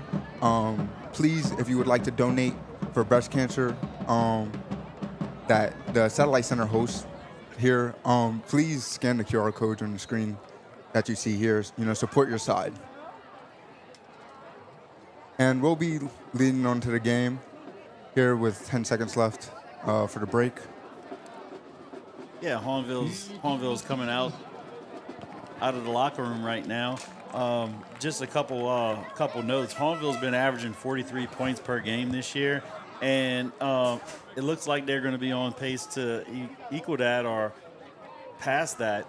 So anytime you can score 43 points per game, you got to have a good offensive line. Right. And the offensive line is some people that we really never, ever call out in the game. So just want to give a quick shout-out to Hahnville's offensive line, some of the players on there. There's number 70, Kirk Bourgeois, 62, Kenny Hebert. We got 54, Lance Renatza, 75, Fred Downing, and Jacob Savage, and 78, Jerron Miles. So, without those 5 guys and 6 guys, that with the subs and stuff like that, Hahnville wouldn't be able to do what they're doing in the passing game or the running game. So just a quick shout out to the unsung heroes that make up the Hahnville Tiger offensive line. All right, the ones that are viewed are always, putting in hard work. But we always put spotlight on the people, that are always working for our teams out here for both Hahnville and Destrehan. Yeah, so, I like to spotlight a little bit of everybody. And, it's a team game, so all 22 people on the field are just as important as the quarterback and the wide receiver and the running back. Right, and here, Hahnville kicks to East St. John. They end off at the 23-yard mark. East St. John will be taking a ball here. So East St. John will take the ball 22-yard line. It's going to be first and 10. So with a 35-0 lead, East St. John's going to have to start to throw the ball. If they have any idea of trying to come back from this in this game, you can't come back from 35 points by running it. Right. But look for Hahnville to continue on defense to make a stop and again make another quick score. I think Coach Boyne looks forward to some of those games like this. So that he can get some of those second unit guys into the game. And you said he just they might be looking to increase their average, and then being able to throw their next unit into the game. Yeah. So 35-0. That's a 5-score game right there. So if you can get it, that's almost making it where a team can't come back from. But I'd always like to get 42. Right. When I get 42, that's a 6-score lead. A lot of times you might get 6 possessions and a half. So, if you can get a 6-score lead, that basically eliminates any opportunity for them to come back. There's an injury on the field right now. It's a Hahnville Tiger.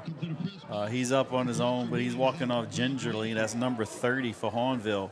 That's Jeremiah Brickhouse, a defensive back.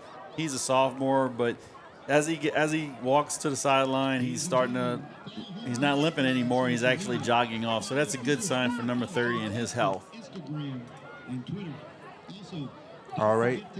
Yeah, so we're putting a lot of attention on East St. John, figuring out what they might pull out for the second half here. What will we be looking for towards the offense? They're going to be playing, as I suspect, more safer plays, being able to keep their wits about them. Well, they have to play catch up, and right there they had 4 receivers, and the running back was not even in the backfield. He was kind of like a wingman. So I'm expecting them to actually throw the ball right now, and he did drop back for pass, and there was a slightly bad snap, and Hahnville tackled him for a sack. So now they're looking at 2nd and 14 from the Hahnville 16-yard line. So they're deep in the Hahnville territory. They definitely don't want to make a mistake right here, this close to Hahnville's end zone. Yeah, we don't want they don't want a bad snap like they had in the past.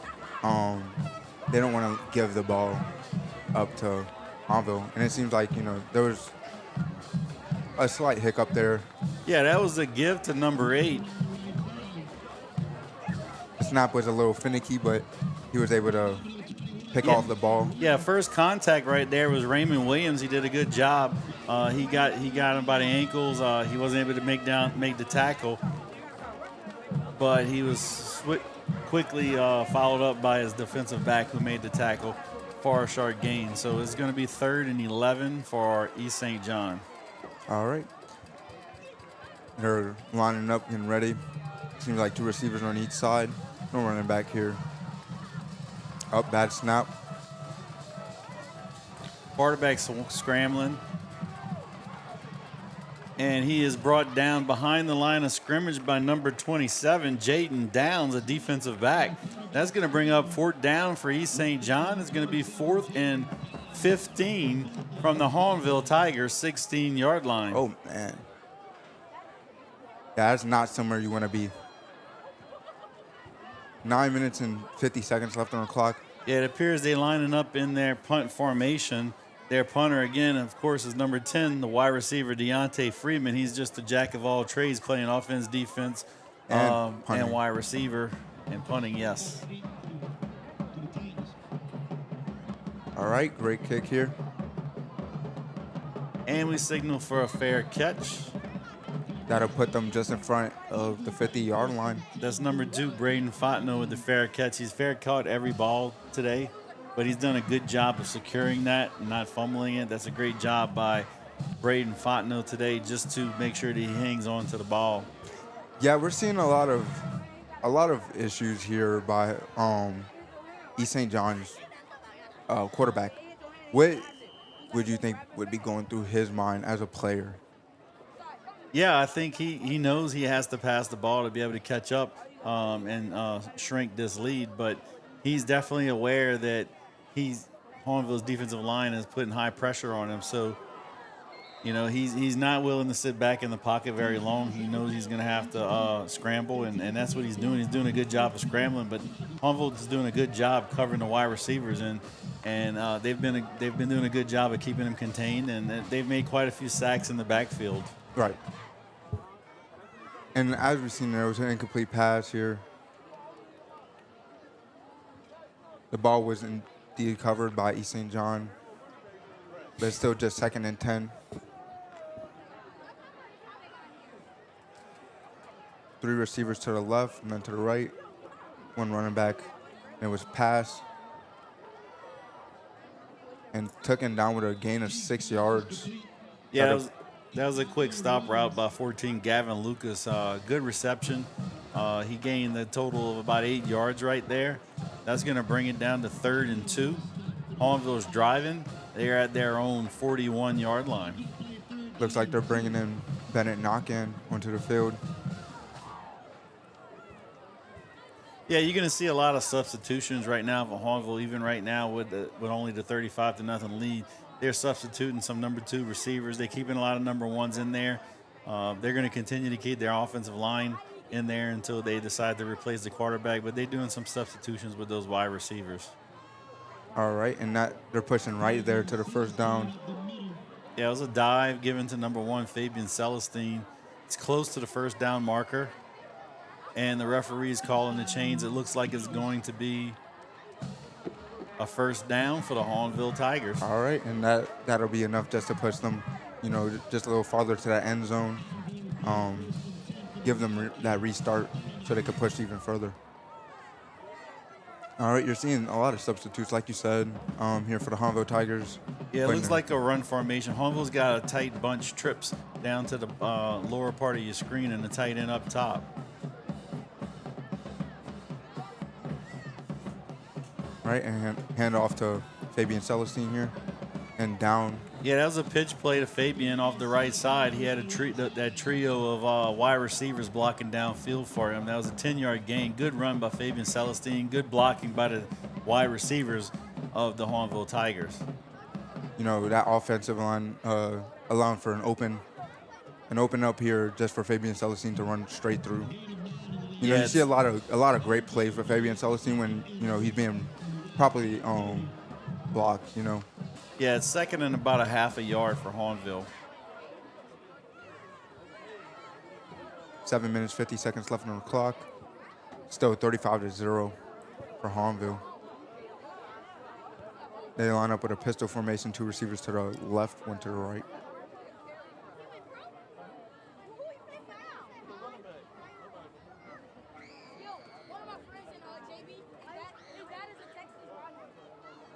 All right, and you see Fabian Celestine just run down the middle with a gain of about 8 yards. Yeah, it's a good gain right there. Hahnville's just running the ball right at the defensive line of East St. John. I expect to see them possibly continue to do that. That'll be 1st and 10 here. Yeah, so Fabian Celestine is being subbed out the game.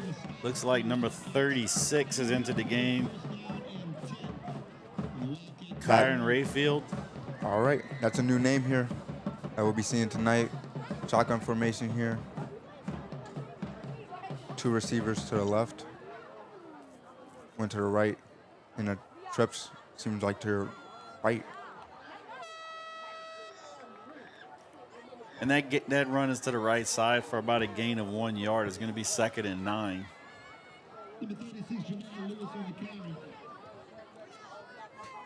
That's number 36, Jamar Lewis, running back, 10th grader. Okay.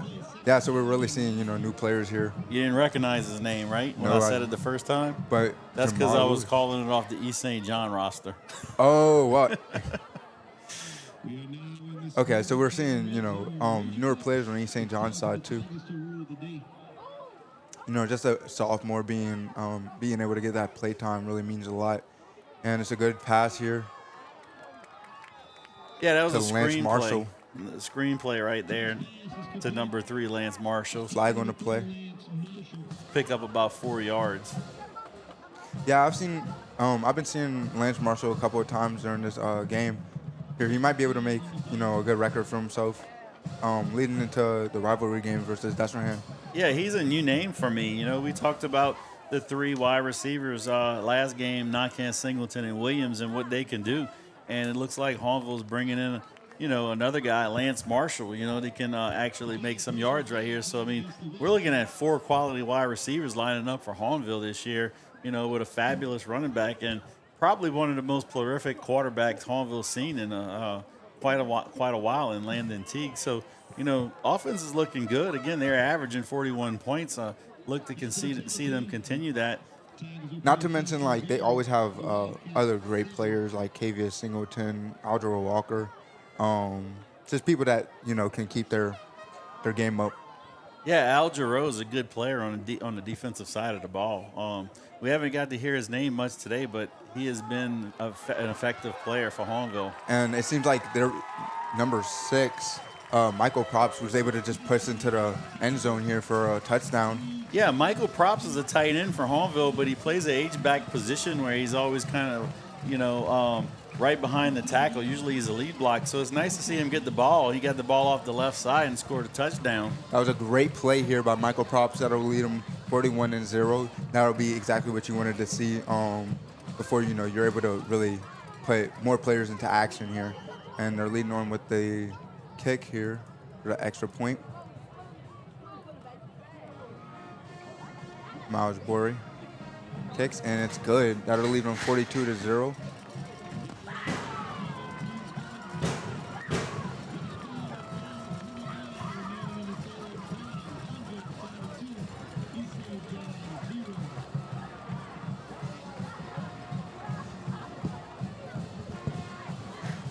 And that'll be 5 minutes and 30 seconds left on the clock. That'll be 42-0. That was a great play here by Michael Props, as I've said.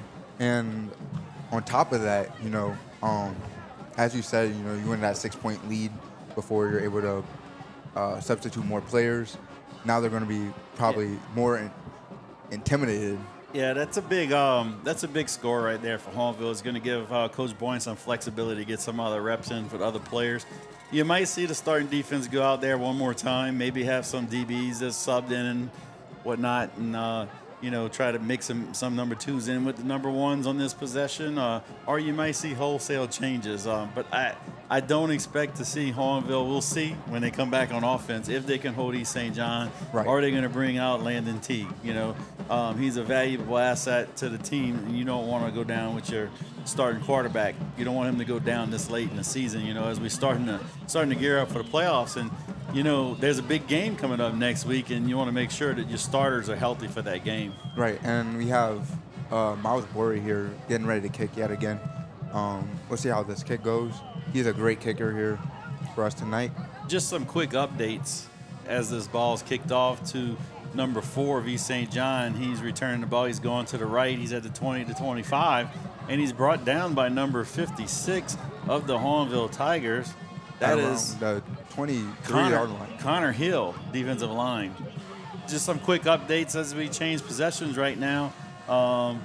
Destrehan is leading Central Lafourche 46-0. That was a second quarter score. I'm sure they into the next quarter right now. So that's going to lead up to a pretty big battle. Right. It's probably going to determine district for Hahnville and Destrehan who's going to be first place, and is going to play a lot into the power points going into the playoffs. Right now, last time I checked, Terrebonne was number 6 in the power points, and it was 11, 12, and 13. Destrehan was 11, Hahnville was 12, and Thibodaux was 13. So it's going to be a big game that determines playoff seeding next week against Hahnville and Destrehan. So come out, pack the stadium. One of the biggest community events we have here in St. Charles Parish. So I'm asking everybody, buy a ticket, gofan.com, get the app, get your tickets early, and be here. Next week, the place to be is going to be here. Of course. In Tiger Stadium. And yet another reminder that the Pink Links raffle will be held during the game of the rivalry game, Hahnville Tigers versus Wildcats, Destrehan Wildcats. And there will be the raffle that will be pulled on that night for a big prize. Don't forget to donate if you want a chance at that raffle. West Bank is on your left side, East Bank is on your right side. Go for your team. A couple other scores in the district, another big one. Terrebonne, who's also in the top, one of the top teams in our district, is beating H.L. Bourgeois 28-0 at the half. Also local games in the River Parish. Riverside Academy is leading Central Catholic 28-7. Yeah, those are some pretty interesting stats for the season.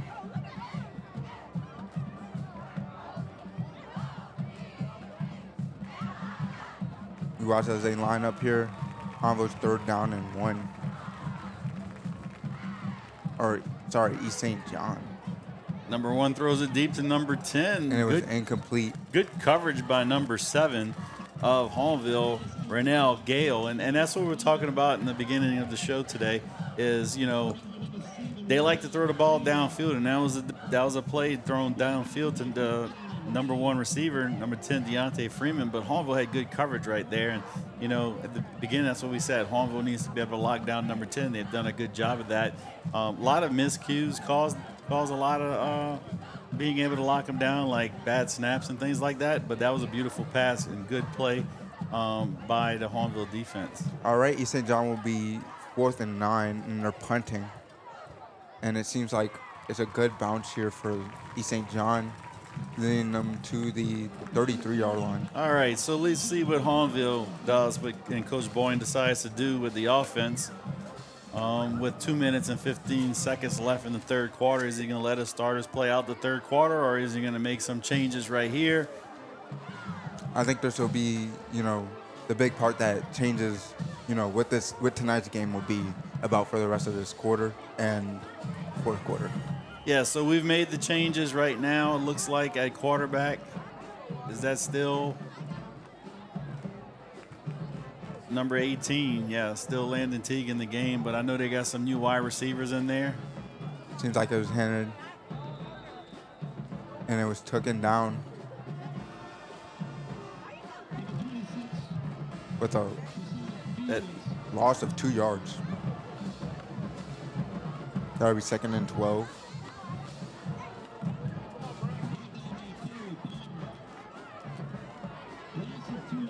Actually, now in the quarterback is number 19, Cade Laborde, a sophomore. All right, we're seeing new players here. Yeah, so he was in the play before. It was just hard to make out the 8 or 9. So, yeah, Hahnville's going with the second unit. Yeah, being up here in the post box, it's a good temperature here. We're able to accurately see some of these numbers, but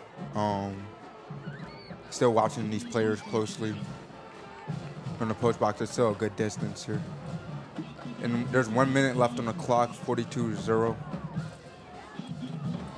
Yeah, I'm looking for Jamar Lewis to get the bulk of the carries the rest of the game, but Hahnville subbing in 3 or 4 different players every play now. They're going to get a lot of these young guys in. New guy in the backfield. Seems like the clock's just counting down here. They have 3 receivers to the left, 1 to the right. A running back behind. It's handed. Or no, it's not handed. Yeah, they faked the handoff to the running back right there. Number 19 dropped back. He was going to throw some kind of screen out to a wide receiver on the left, but the defense was all over him. He couldn't get the pass off. It was actually blocked up into the air. Dangerous pass, but it fell. And now it's going to be 4th down for Hahnville. And Hahnville is probably going to bring out the punting unit.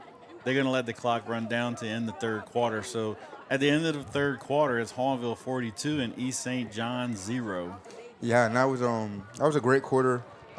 Just Hahnville being able to take that lead a bit further, take control of the game even more, just secure their position for the game, and have a great score on the scoreboard.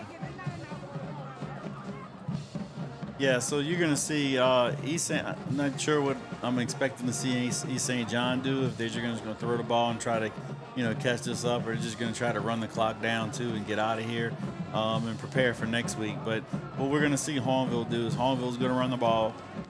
They may throw a couple passes, get the quarterback some throws, right? But I think Hahnville is just going to try to run the ball out, run the clock out by running the ball and, try to get everybody healthy, the whole team, in preparation for a big game next week, Destrehan. All right, yeah, and just a reminder yet again that this is brought to you by Press Play Production. Our crew is out here usually every Friday for both Hahnville and Destrehan home games. We are student-ran group that's also hosted by Satellite Center. We are waiting for the game on the 31st, Hahnville versus Destrehan. That'll be the next football game that you should surely go out and see. It's a big rivalry game up next. And make sure to watch our shows, our media, our YouTube, our Instagram, our X, and our username is Press to Play. Yeah, so that was a nice punt by the punter, and it's going to roll out to the 29-yard line. So that was about a 37-yard punt by the punter, number 37. That was a great punt here. Brody Raines. Yet another new name here. Brody Raines. We might expect to see him a couple more times during this last quarter here. Just getting started on the last quarter, just a recap of the last quarter of quarter 3. What exactly happened? Yeah, Hahnville came and got that next score, right? Right. So that enabled them to start to play some more players, and that's what Hahnville's going to do the rest of the game. All right, that's what we were looking out for. Maybe just making sure that clock countdown, and it seems like it was a sack here. Yeah, that's number 39, Ty Summers, linebacker for Hahnville, a sophomore. So we should be able to call that number a few more times in the future. Of course, that was a great play. You're a senior, right? Yeah, I'm a senior. I'll be calling that name a few more times in the future. You might see me out here in the future as well. Well, you never know.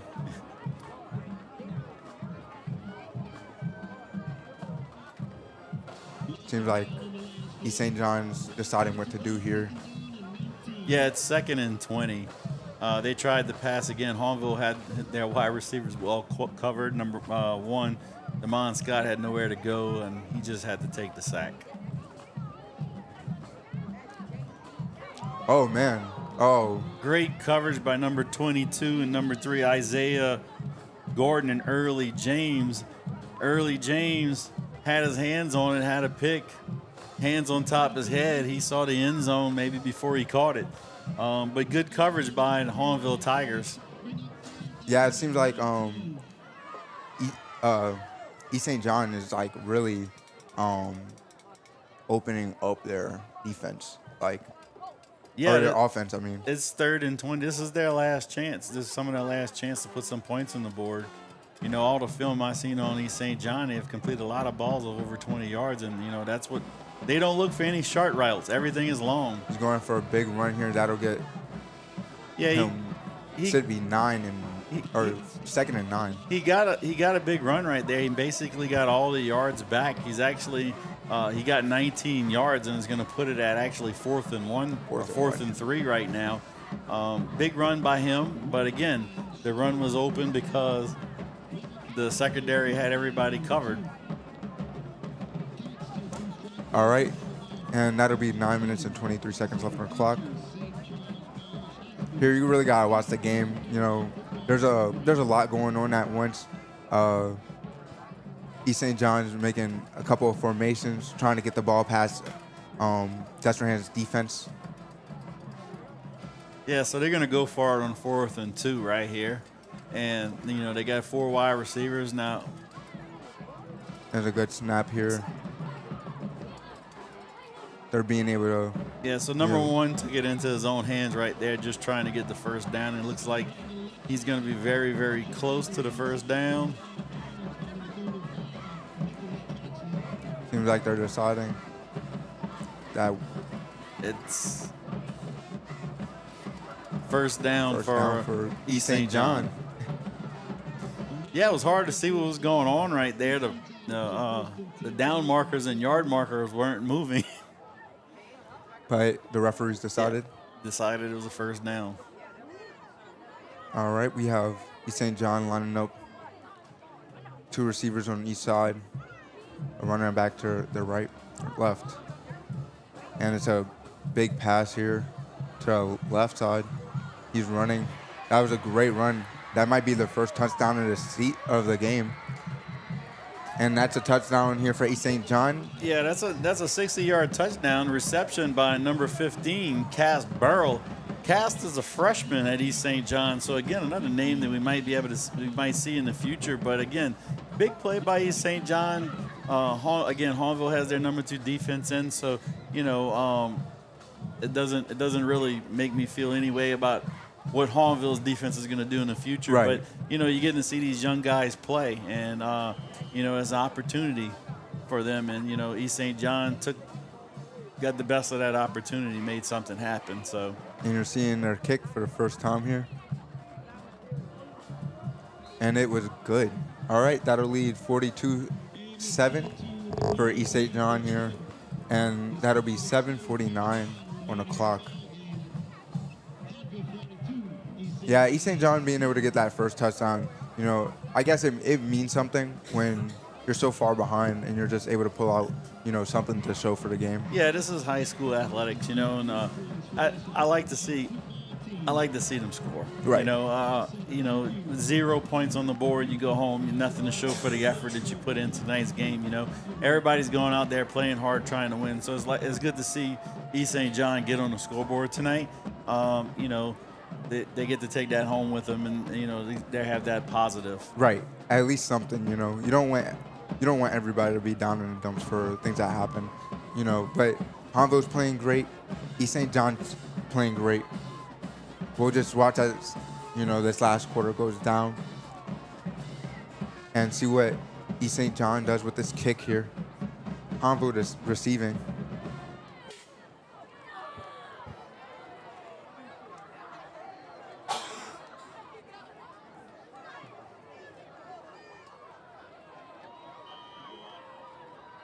Game is counted to kick off for the Wildcats. All right. And the kick is off. It's caught here. And it's ran to a good position here for Hahnville. They'll be starting off at the 36-yard line. Yeah, good field position. That return for Hahnville was 88. Kane Simmons, a wide receiver for Hahnville. Hahnville's going to take 1st and 10 from the 36-yard line. All right, let's see what they do here. I feel like Hahnville might just want to, have that clock go down while they're on offense. Yeah, number 19, Cade Laborde, is back at quarterback. He has 36 in the backfield. That's Jamar Lewis, running back, 10th grader. Expect to see him get the bulk of the carries the rest of the way.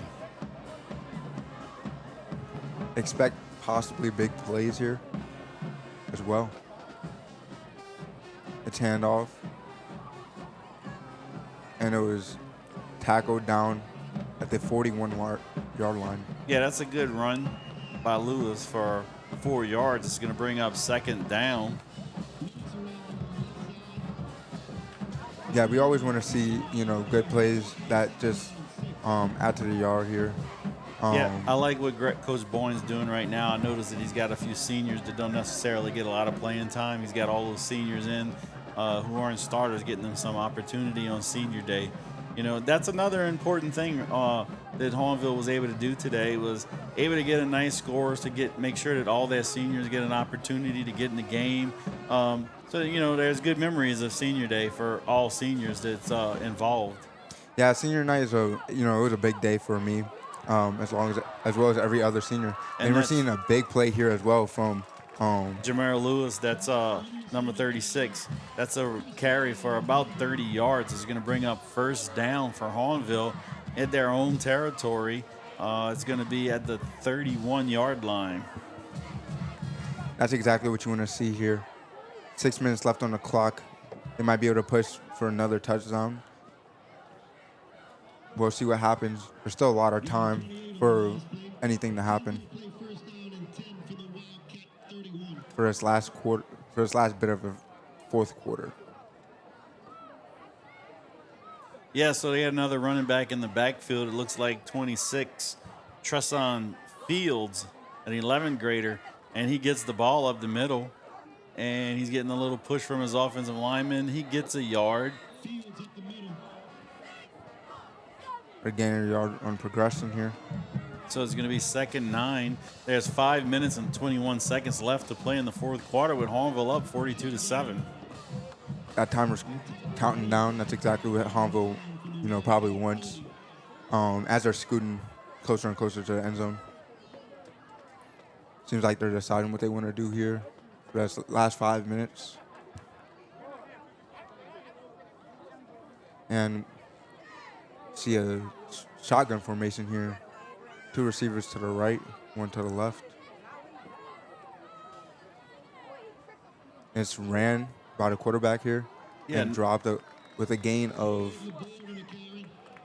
about 8 yards. Yeah, nice gain right there by Cade Laborde. He faked the handoff to the running back and took the ball over the right side off his tackle. He was able to make some good yardage right there. It's going to bring it down to 3rd and 1 for Hahnville. East St. John has a player down on the field. It looks like it's going to be number 9, Dagmawi Tillahan, a junior defensive lineman.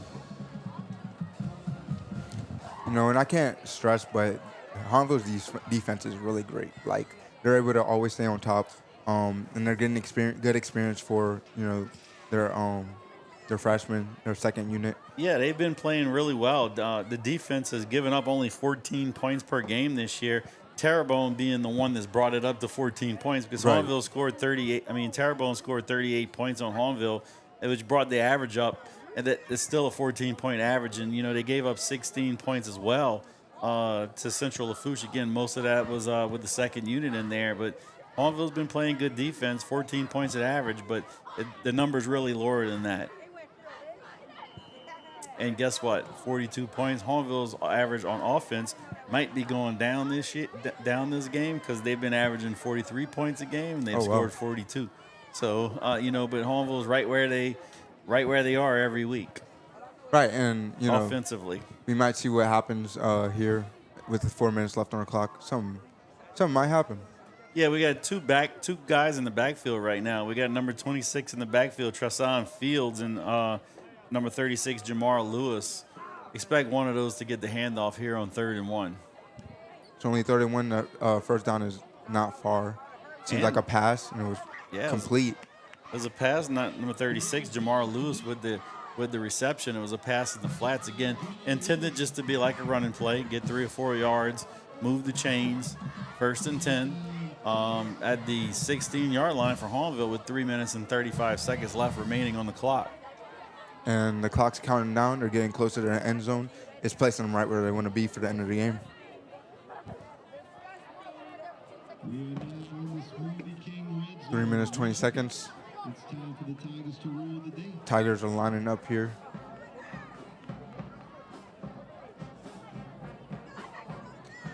Got 2 receivers to the right, 1 to the left here. Seems like they ran down the middle. Yeah, that's number 26, Tresson Fields, the running back for a 3 to 4 yard gain, going to bring up 2nd and 6 yards from the Hahnville Tiger 13-yard line. 2 minutes, 45 seconds. Yeah, it's like a big countdown now on the field and on the clock. Right. We're seeing East St. John try to have good man coverage. It's quarterback around the left side for about a 4-yard gain. Again, that's number 19, Cade Laborde. That places them 3rd and 1st, or 3rd and 1.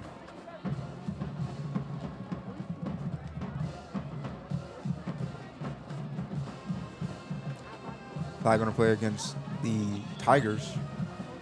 That'll push them back.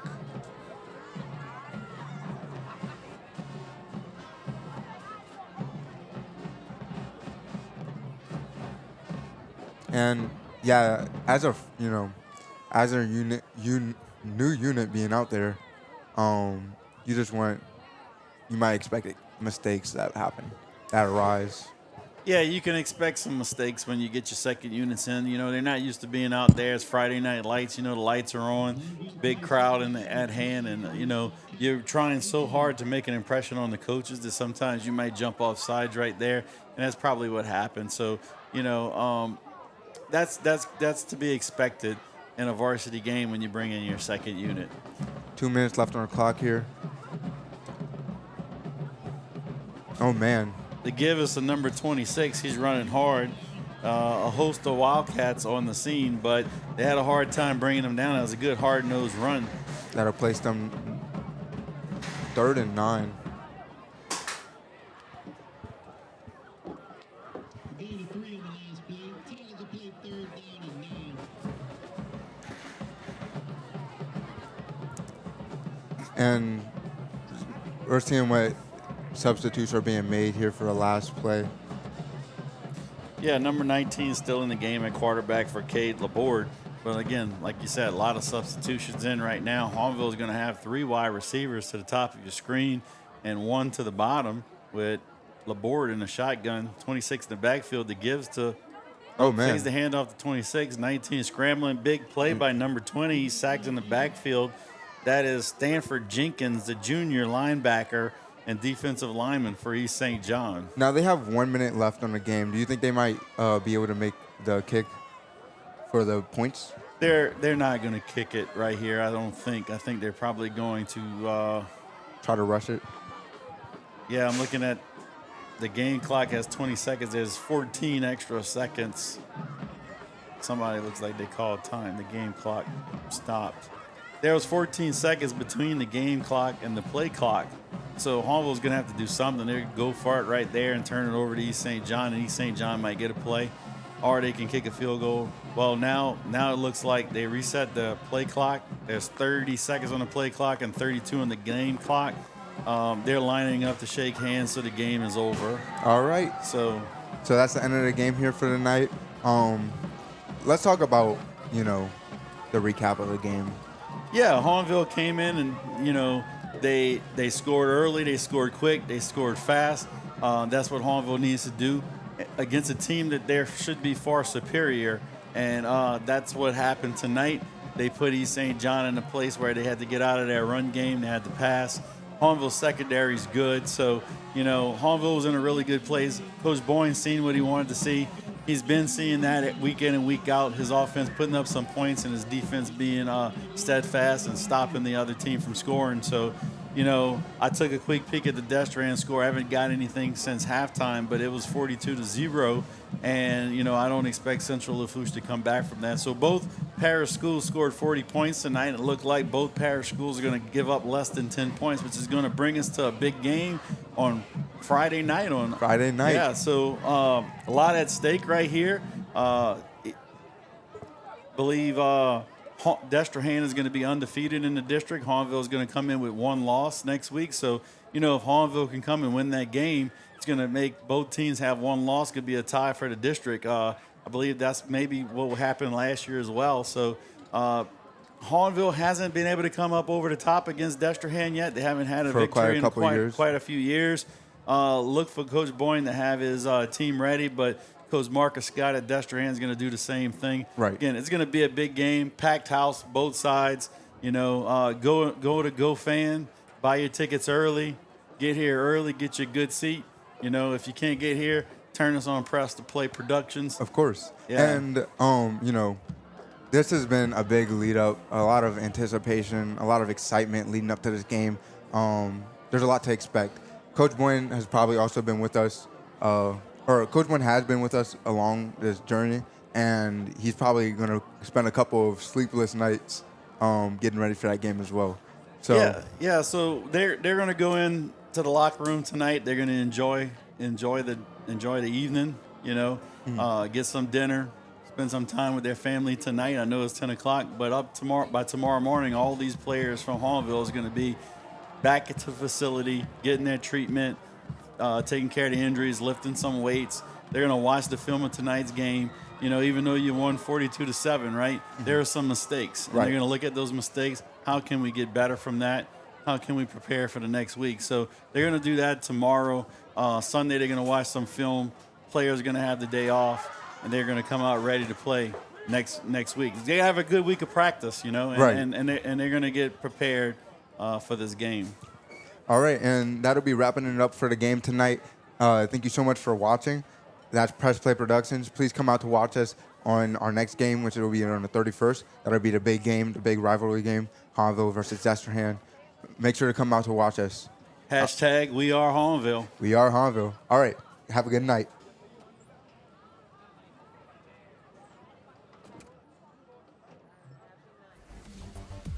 Thank you for watching this broadcast put on by the student group Press Play Productions. Be sure to tune in to the next big event.